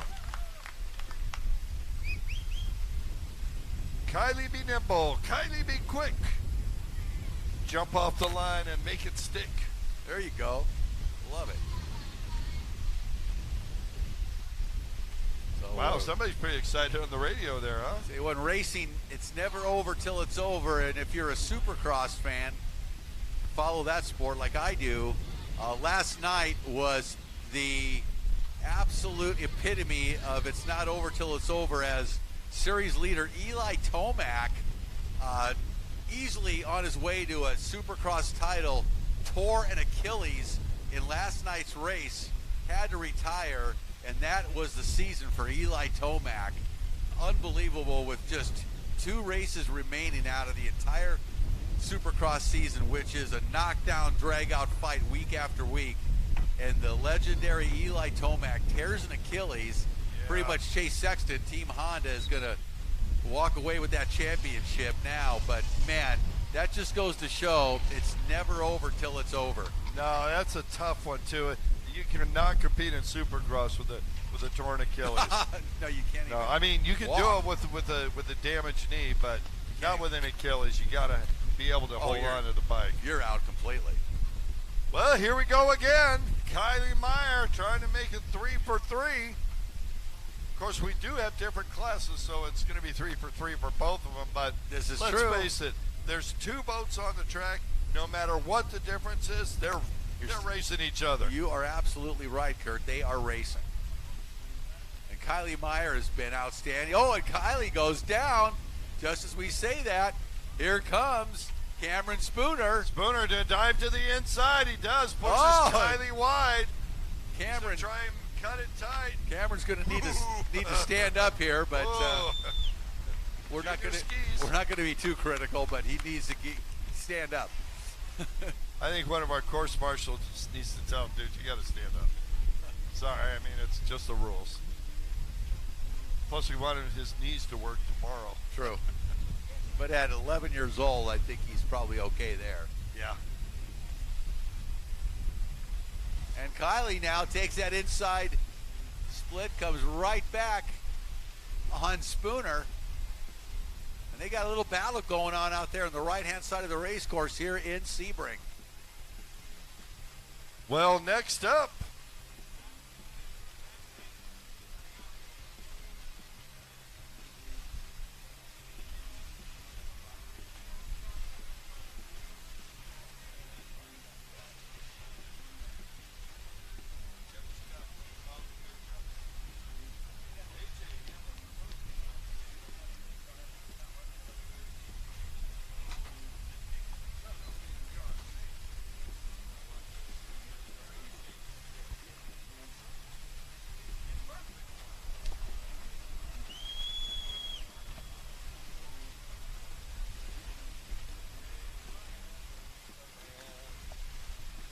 Cameron Spooner out in front still.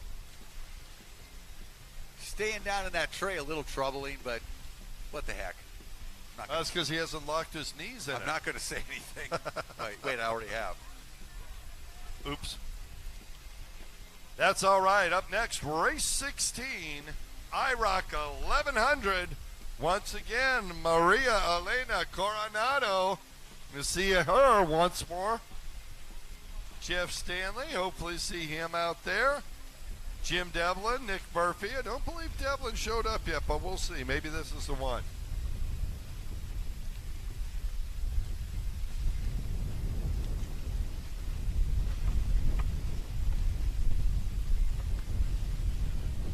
Here we are. Is that a belly? Yep, Belly Buster 2.0. I saw that shirt. Yeah, maybe a different one yesterday, but yeah. I got mine at home looking for the 3.0 this year.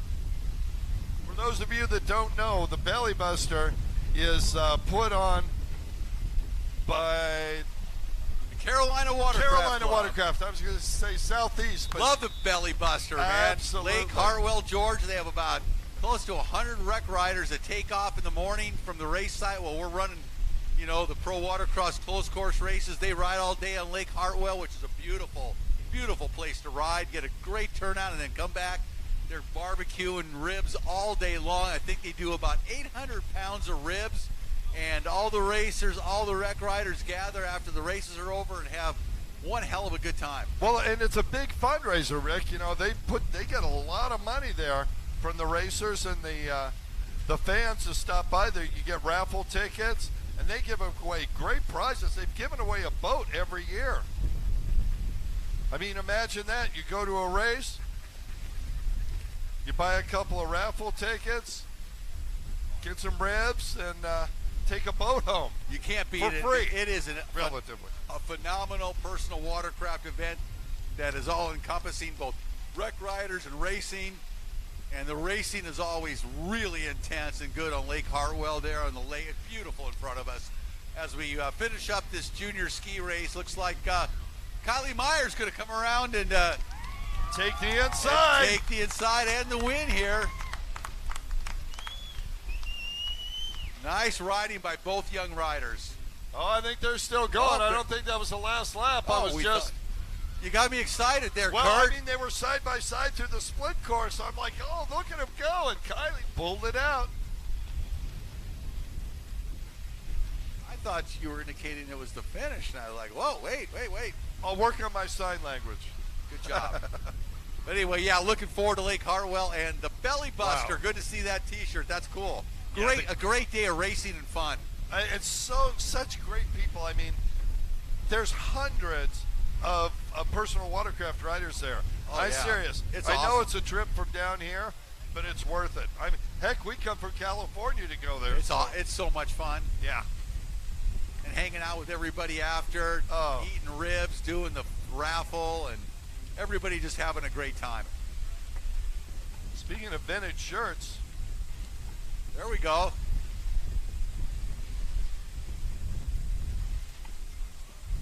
I always liked that shirt, though. The logo was awesome. Here she goes. White flag this time for Kylie Meyer. 1 lap to go, man. They are getting some laps in today, Kurt. Cameron Spooner can barely pull himself back up on that thing. He's like, I can feel his tendons stretching in his knees as he goes by.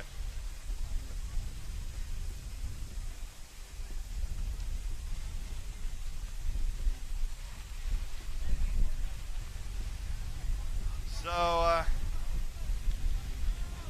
Jeff Stanley getting off of that X4 hole. Looks like, is he riding a Spark there? It looks like that to me. So we got a Yamaha, modern Yamaha 4-stroke runabout. We've got a Sea-Doo Spark, and we've got a vintage, somewhat vintage. Yeah, it's vintage. X4? Sea-Doo XP. Yep. X4 hole, Sea-Doo XP, which, woo! At what time in history is Kylie Meyer going to take the checkered flag and the win here? Great ride this weekend by Kylie Meyer. Oh, she's putting on a show there coming on the front straightaway. The final time, spray coming off that hole. You're going to look for highlights on ESPN. You know, that is just fantastic to see these young riders come out here and compete. And the young man gets up off the train and finishes out the race. Good for him. Hey. Great job of racing. I didn't stay on my knees the whole time. Yeah, no, what do you mean? Check the finish photos. There's nothing to see here. Oh, what a great day of racing. I hope you guys are enjoying it as much as we are. Yeah, absolutely. I'll tell you what, these racers put everything on the line. Tons of practice, obviously funds into it, and it's so much fun to see them. Some of these riders are going to become world champions. Others are going to become parents. Very true. Yeah, speaking about that Sea-Doo XP down there, at one time in the mid-90s, those boats were so popular, so hot, that they would be sold out by April of each year. And if you didn't get one right away, you were out of luck, because if you wanted to be competitive in runabout racing, that was the ticket. Yeah.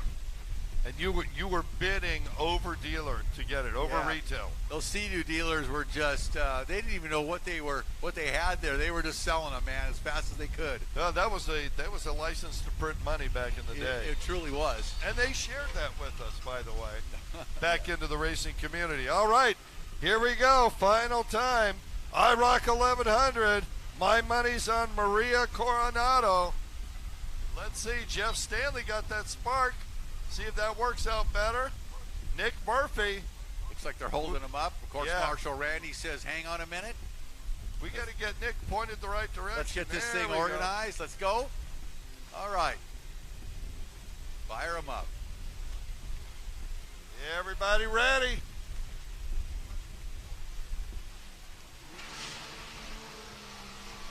She's got the... Well, there she goes. Other than Valentina Lescano, maybe Steve Hayden, the quickest throttle finger on the planet right now. Yeah, she is quick and talented, no question about it. 19 years old out of Chile. Yeah. And not busting the band at all. Just talent. Right on it. Just talent, focus, and reactions. Yeah, outstanding reaction time. All right, let's see what Jeff Stanley can do on that Spark. Oh, Maria swings really wide.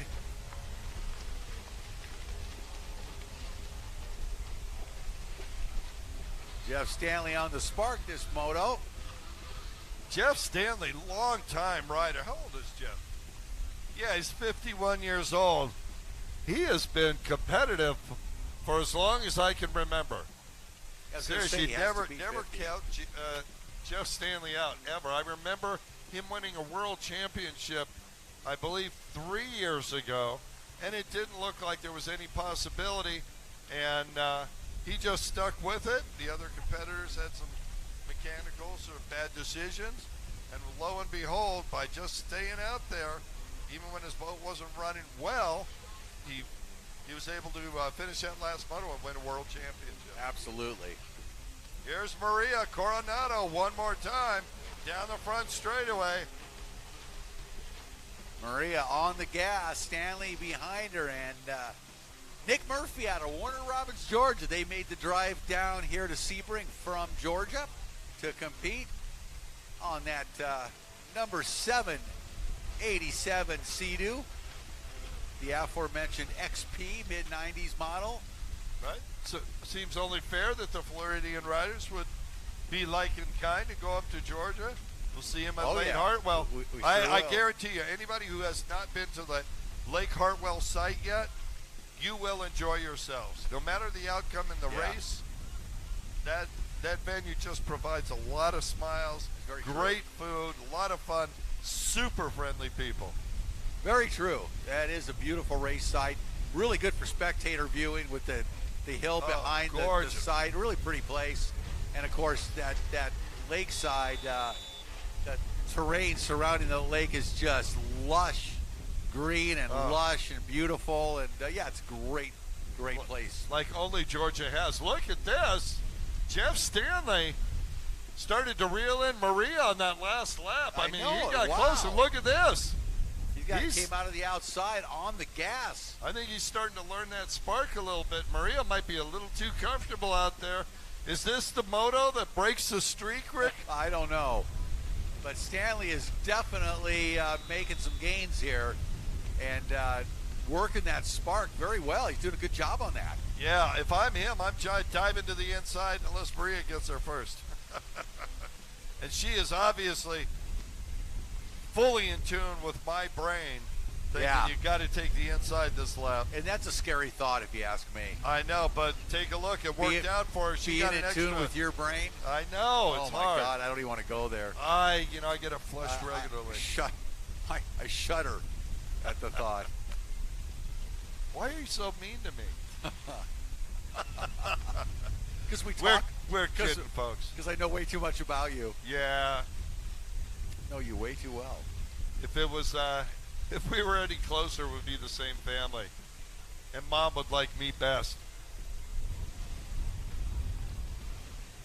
That's debatable. It is debatable, unfortunately. All right, so Maria's still leading Jeff there, but with Nick Murphy here, he is he's in the crosshairs for Maria. He might be the mobile barrier that slows Maria down enough for Jeff Stanley to get up there in a side-by-side action. I think Jeff might need to follow Maria around that inside split, to be honest with you. Well, he's losing ground on that. Yeah, well, it's a little late. It's a white flag, so it is a little late. If Maria decides to take the outside just to tease him, well, then maybe. It is a little late. That's funny. Yes, it is. Well said, Mr. Nolenberg. Thank you, Mr. Lake. I emulate to be you. Not sure what that means, but okay.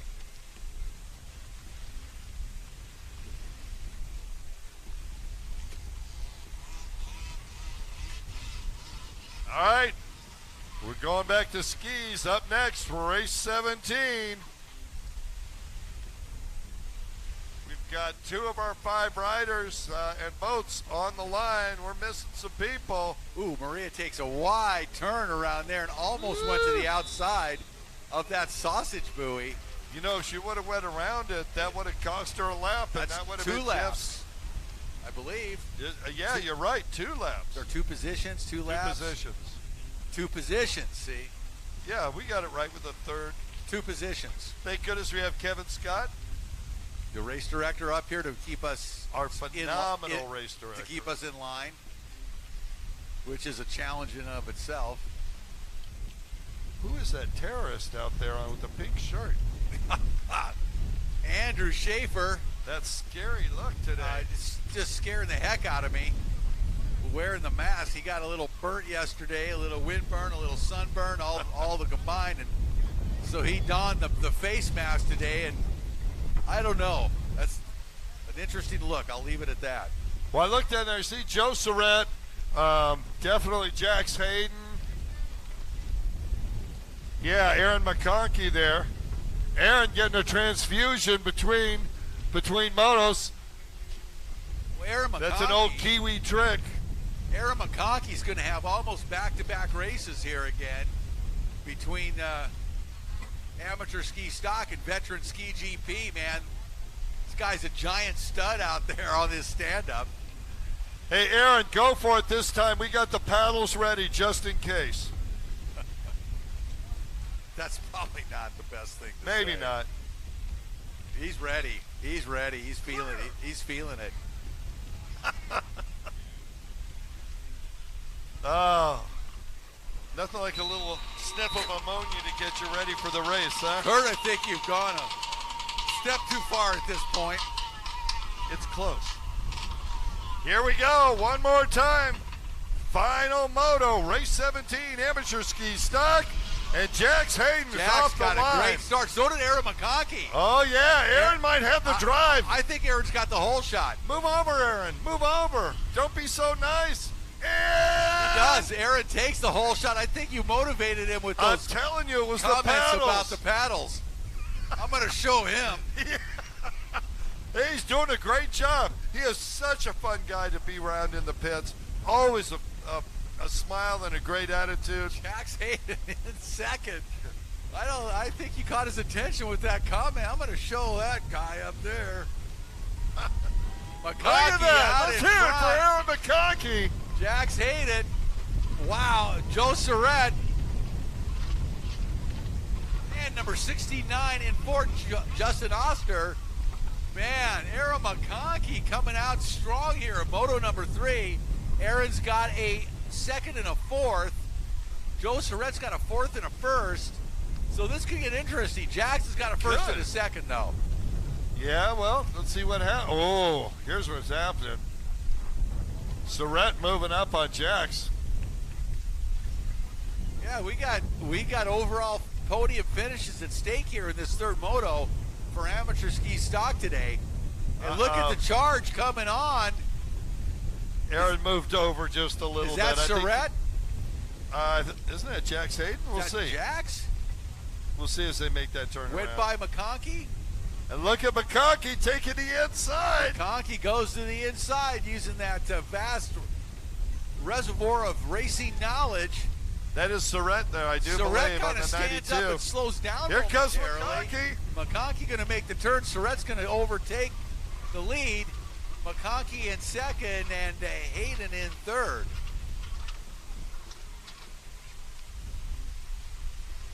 Wow. Guys are mixing it up out there. I'll tell you what.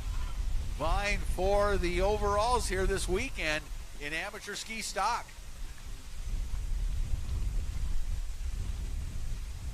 Boy, Jax Hayden really getting a drive out of the corner that time, pulling up on McConkey and by.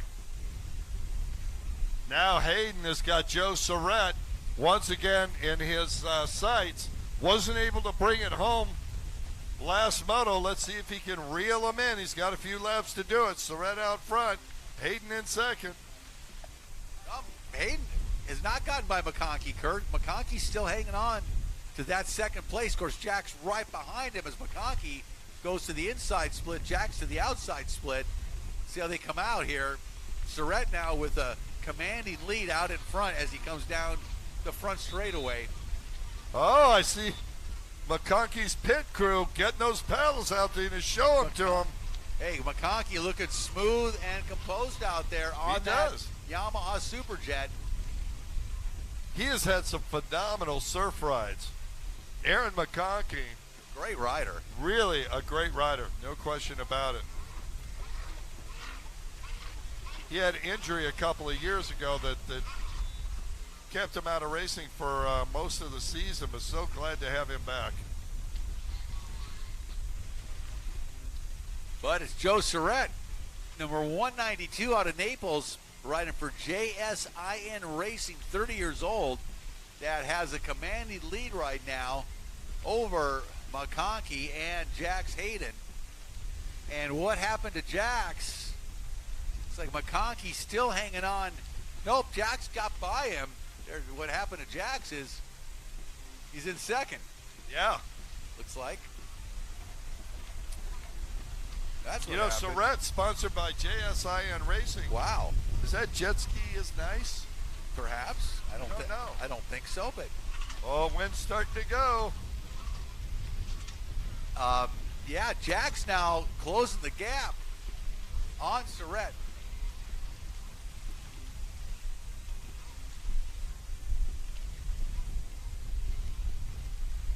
Yeah, closing the gap. Jax is really charging here as this moto enters the second half. Did we get the halfway flag there? Haven't seen it, but I'm seeing a. I'm seeing some laundry starting to come out. I'm seeing there. a white flag in Yeah. Kim's hands. So I think they're past the halfway point. Justin Oster. Yep, white flag is being unfurled. Yeah. Oster going by. He'll get an extra lap. Whoa! Surratt on the rail there, almost went over. Yeah. And here comes Jax Hayden. Jax this charging. is going to be an exciting last lap, Mr. Lake. Yeah, Jax has been charging, closing that gap on Surratt as they come down the front straightaway. One final lap to go. Well, look at the decision. Jax going to the outside split. I think the inside's a little quicker. And that's going to make it a little more difficult to try and catch Joe Surratt by the end of this lap. Beginner ski and IROC.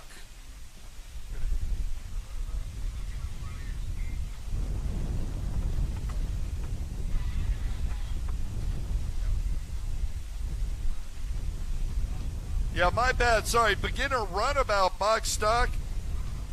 And IROC stock.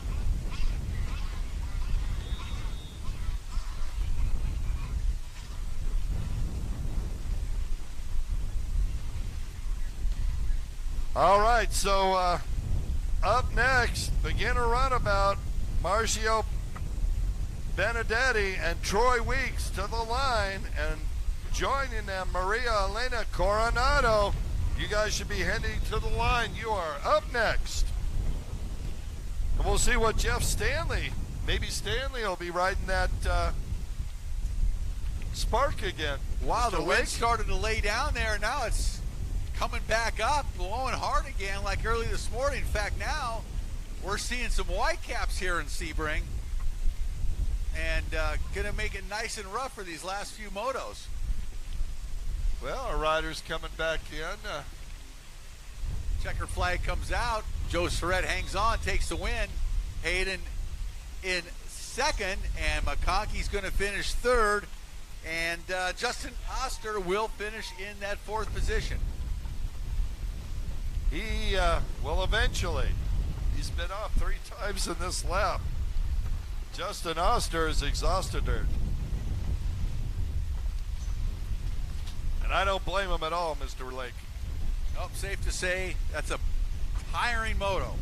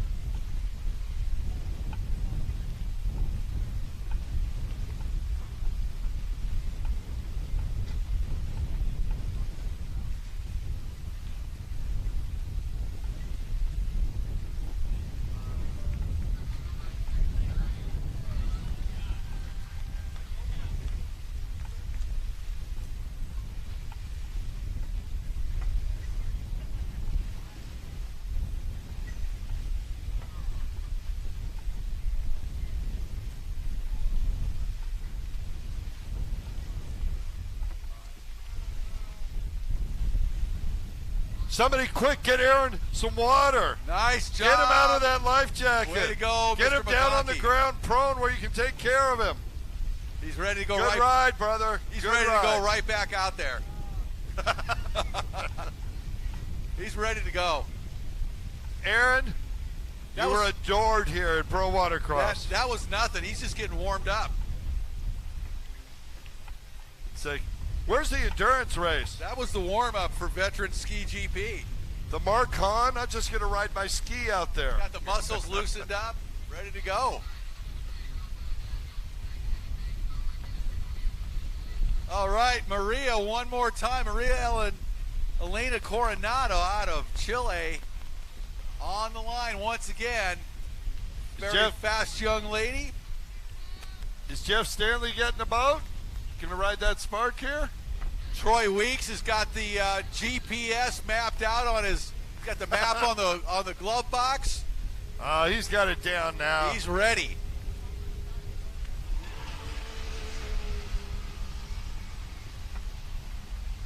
Boy, the acceleration on that Yamaha 4-stroke compared to that that 2-stroke Kawasaki was pretty evident there, huh? It's embarrassing. Well, no, it's just different, yeah, eras, different eras. By a couple decades. Oh, Jeff, go left. There you go. A couple of decades difference right there. It's so great watching him out here. Yep, it's fun. I really do enjoy beginner racing because we've all been there, and just you learn lessons every corner. You're learning something about your boat or the water, and yeah, you're right. And for better or for worse, over the years, beginner runabout racing has been probably the most hair-raising racing that we've seen. Frightening, terrifying. Yes. Yeah. There have been more moments in beginner runabout than anything. Beginner ski, beginner sport, nothing compared to beginner runabout. Now this course is fairly open, so you don't have too much potential. Well, you do the splits. I shouldn't say that, but. So Jeff went around the makeup boy. I don't know where he needed it. Maria going to the inside split. She seems to like that. That part of the course, and then she's going to make that left-hand turn. But I watched Maria, and I'm thinking about Valentina Lescano yesterday. The lap she was turning on that runabout of hers, and the corners she was making at speed were absolutely phenomenal. Really impressive. Sub 1 minute laps for her. Man, and just underneath the turning so hard with the sponson setup that she had, which were very, very aggressive, and she was throwing 30-foot, roost off those corners in the air, and it was pretty cool to watch. I know. I wish we'd had an opportunity to film that ourselves. That was very nice. That would be a good one to go into the records. Well, here she goes, Maria Coronado, tearing up this track. Exceptionally consistent.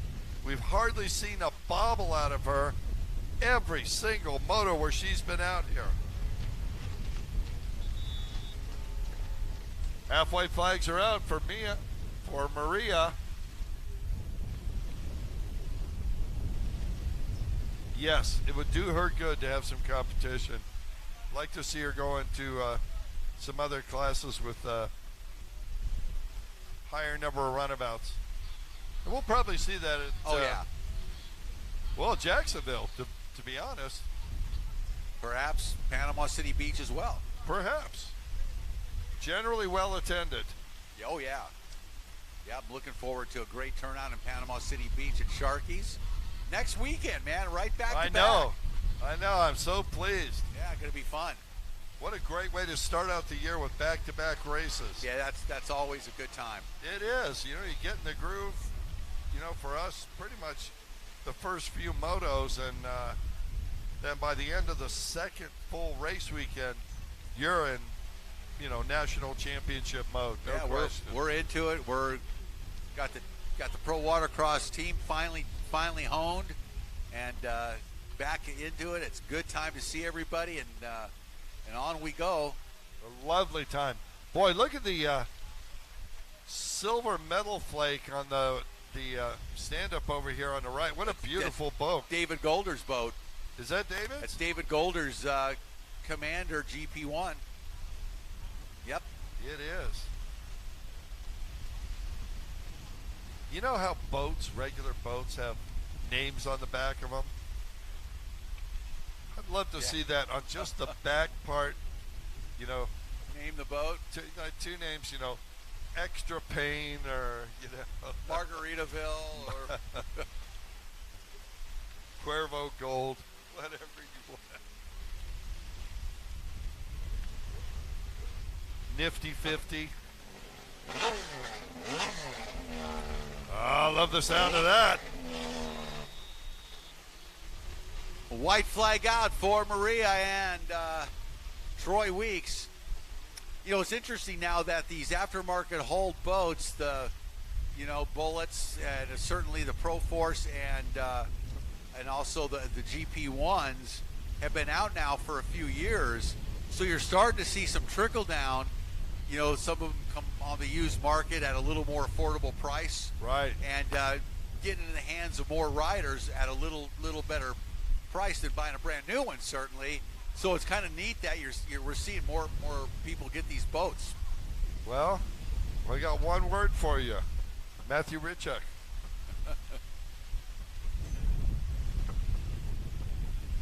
Started out on the stalker, just kept putting in good performances, and you know, look where he is now. Maria Coronado making the turn, checker flag out, and another wire-to-wire win from the young lady from Chile. Yeah, nice riding again this weekend. Great to see the her family come out and compete. Troy Weeks bringing that vintage STX 1200. I almost said SDR. STXR. Yeah. And pretty cool. His first ever race weekend. So kudos to Troy for coming out here racing pro watercross, and that guy's fired up, man. We talked to him for a while this morning. He was pretty stoked. He's like, I have the feeling he was in the parking lot at like 5:30. He was. He beat everybody here. He did. Oh, that's great. Oh, you can hear the sound of the aforementioned GP skis in the hands of veteran riders here. Another great moto. This is fun to watch. And, of course, the story of the weekend has been number 13, James Wright out of Lakeland, Florida, with a clean sweep so far in the first two motos on that Pro Watercraft Pro Force. And he has looked absolutely spectacular, Kurt. Yeah, no question. Every lap, every moto, strong and solid. A tiny bobble here or there, but really nothing but get out front and win. And Rick, I hate to tell this to you, but this is our final moto of the weekend. No, it's not. It is. Oh, man. It's so unfortunate. Say it ain't so. I know. I'm going to just drive around Sebring for a couple of hours just to keep the flavor. Here we go. And the James Wright benefit starts again. Oh, James Wright, man. Rockets off the starting line on that Pro Force. Wow, Pete Nudgestall. Sorry, Pete Nudgestall looked like he was going to fight him for it, but backed off at the last second there, Rick. Wow, Wright once again, he's going to make it a clean sweep, barring any mechanicals or problems, as he is out in front making the turn. Number 13 on the front straightaway, James Wright on the Pro Force out in front. Flawless. I've got advice for the rest of the competitors. Inside split. It is getting rough out there. We've got white caps. The wind came back up, and going to make it really nice and tasty for these vet GP riders. Got David Golder over there. Golder having some issues with the conditions. First ride. Issues with the conditions. I like that. What's that? Nice phrase. Got some issues with the conditions. Yeah, he is indeed. And his first ride on this Commander GP1 has been an eye-opener for him, I believe. I can't wait to talk to him over in the hospital.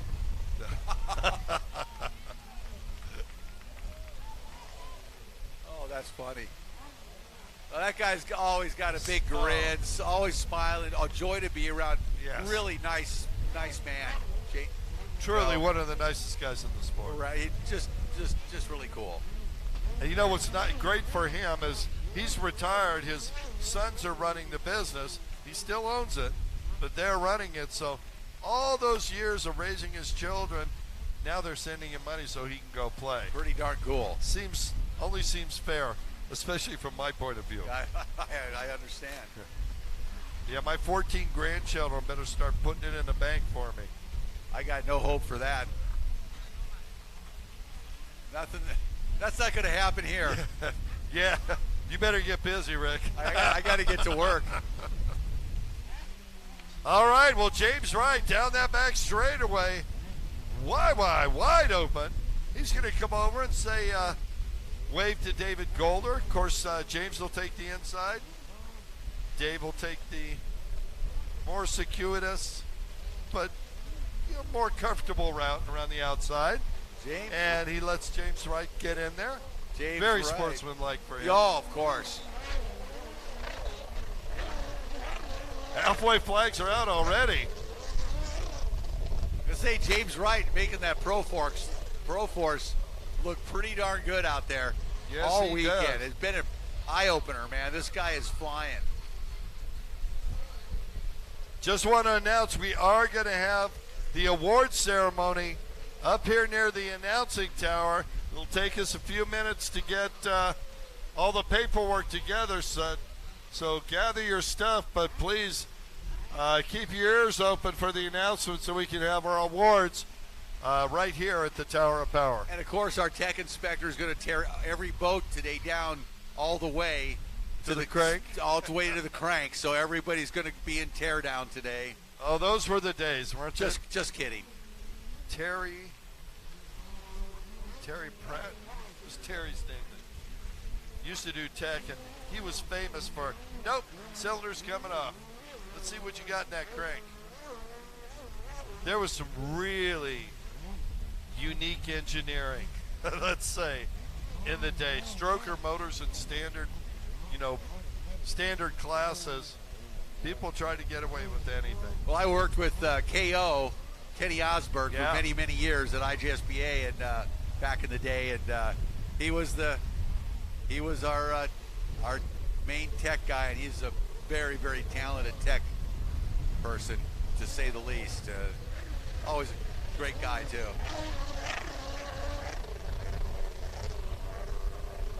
Him and Bothwell and all the crew back then, man, it was quite a deal. Quite the crew, Motley Crew. That's where they got their name.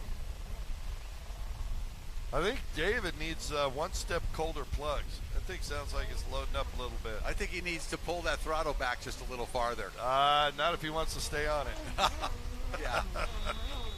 Speaking of which, white flag out for Eric Wright. And not that I could do it. So no. Putting that right out there, let's not cast any illusions here. Yeah, no. Doug said, "Hey, you want to ride it, Kurt?" This was on Friday, and I'm like, "Nah, I want to stay around the whole weekend." I'm good. Thank you. I'm good.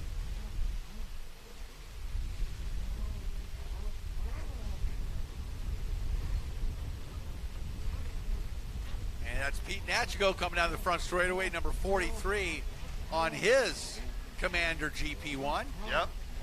Pete is in his 60s, all of 63 years old, man, out there on a ballistic Commander GP1. Dude, those things are such a weapon. It's amazing. The only thing I can see better than that right now, at least right now under Eric Wright, is the Pro Force. Man, well, James Wright, he has got the skills to make that thing fly, and he really has. He's riding that thing at a high level here this weekend, and he's going to take the checkered flag and the win. In every moto that he's been in this weekend. Kudos to James Wright, a clean sweep. Yep, he's got to love it.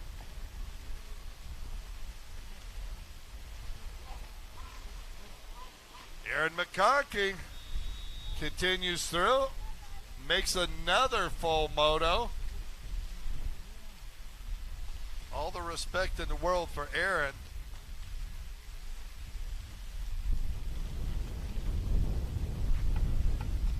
I have massive respect for all these riders, and as you know, you get a few more years under the belt when you see these guys out here competing on these GP skis. Man, I take my hat off to them. They are absolutely phenomenal. Good to see. They truly are. These things are hard to ride, man. This is a very challenging boat. Yeah, I can't wait until we get out to Havasu. I want to get on one of the new Pro Force 3s, just because of the information we received that it's a stable platform, easier to ride. Don't get me wrong, I don't think I'll be competitive out there, but I bet you I could ride it pretty well. I bet you can too. I'm going to get the video camera. No, not unlike another picture I have, it will never be seen. Well, ladies and gentlemen, we've enjoyed being here once again in Sebring. It's a joyous place, and we're going to go ahead and have an award ceremony. We're going to try and get all the paperwork through as soon as we can. I would guess that's probably going to be at least about a half an hour-ish. We'll keep a mic open and let you know as we get closer. So go ahead, take your time. Got all afternoon here.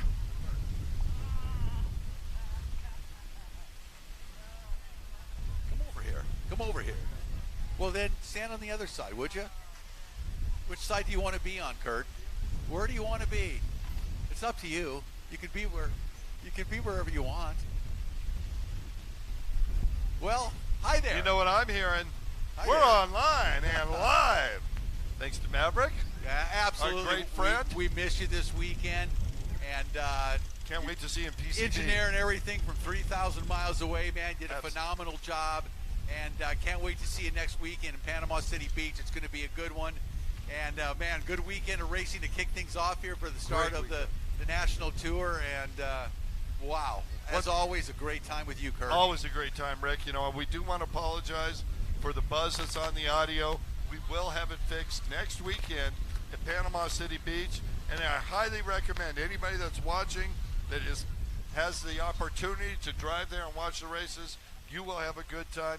No matter the weather, Panama City Beach always seems to be one of the greatest races on the tour. Hey, Sharkies is going to be a hot spot for Pro Watercross next week, and definitely if you can make it, be there. If you can't, please join us on the live stream, and at that point we are going to rejoin and have a great time for round number 2. Can't wait, and we'll see you next weekend. Thanks for joining us. I'm looking forward to I'm going to stop by Sharky's and ask for a Rick Lake margarita. Friends, thank you so much for watching. We will see you in 7 days.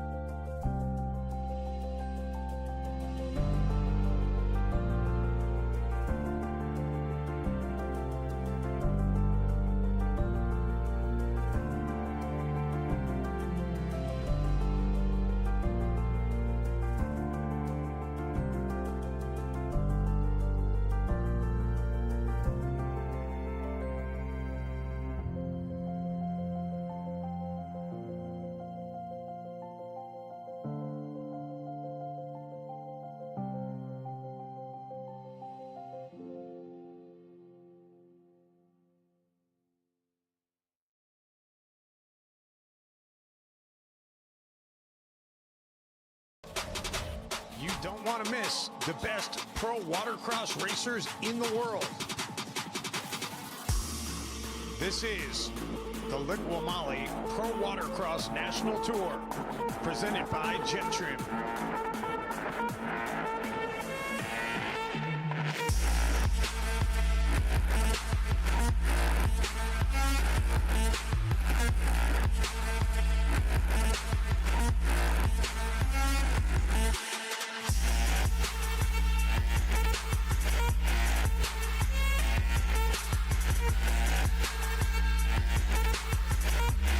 If you can't catch it live in person, make sure you catch it on CBS Sports Network.